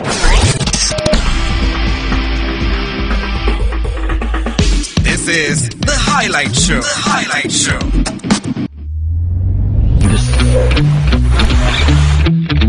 The field is set. The experts are ready. Welcome to Sports Flashes Radio, as we are live. It's the clash of the arch rivals. The game you don't want to miss. Listen to live commentary from down under as Team India is all set for Aussie Adventure. With live English and Hindi commentary. Not only that, for the first time, get live cricket commentary in Bangla as well. Live and exclusive on Sports Flashes Radio, the official audio broadcaster for India's tour of Australia. Tune in now. Cricket Daily Update. India up against Australia in the second test match of the 4-match series at Perth, where at stumps on day one, Australia in their first innings were 277 for the loss of 6 wickets, with skipper Tim Paine on 16 and Pat Cummins on 11 unbeaten at the crease. Earlier in the innings for Australia, Marcus Harris scored 70, Aaron Finch scored 50, Shaun Marsh scored 45 and Travis Head chipped in with an innings of 58 runs. On the other hand, for India, Ishant Sharma and Hanuma Vihari both picked up 2 wickets each, while Jasprit Bumrah and Umesh Yadav scalped 1 each. Now the coverage of Day 2's play of this test match will commence from 6:30 a.m. Indian Standard Time, while live commentary will begin from 7:50 a.m. Indian Standard Time. Cricket Daily Update. And we're underway again, and Maxwell's teeing off, and he's out! He dragged it to outside. Twitter पर भी available है, लेकिन ये shot सिर्फ शिखर धवन के book में available है. Whatever is your mother tongue, find it right here on Sports Flashes. Live commentary of India versus Australia in Hindi, English and Bangla from down under. Sports Flashes. Download the app now. 20 teams, 100 million fans. One shot at greatness. Premier League 2018. From match previews with expert analysis to post-match reviews and the irresistible fan debates. Step in with us to the Manager's Corner as they discuss what just happened at the back of the net. Catch the bulletin on the match day, topped with both the previews and the highlight show. As we discuss the match news report every week, and you get to decide the goal of the week. All the English football action at the tap of your finger.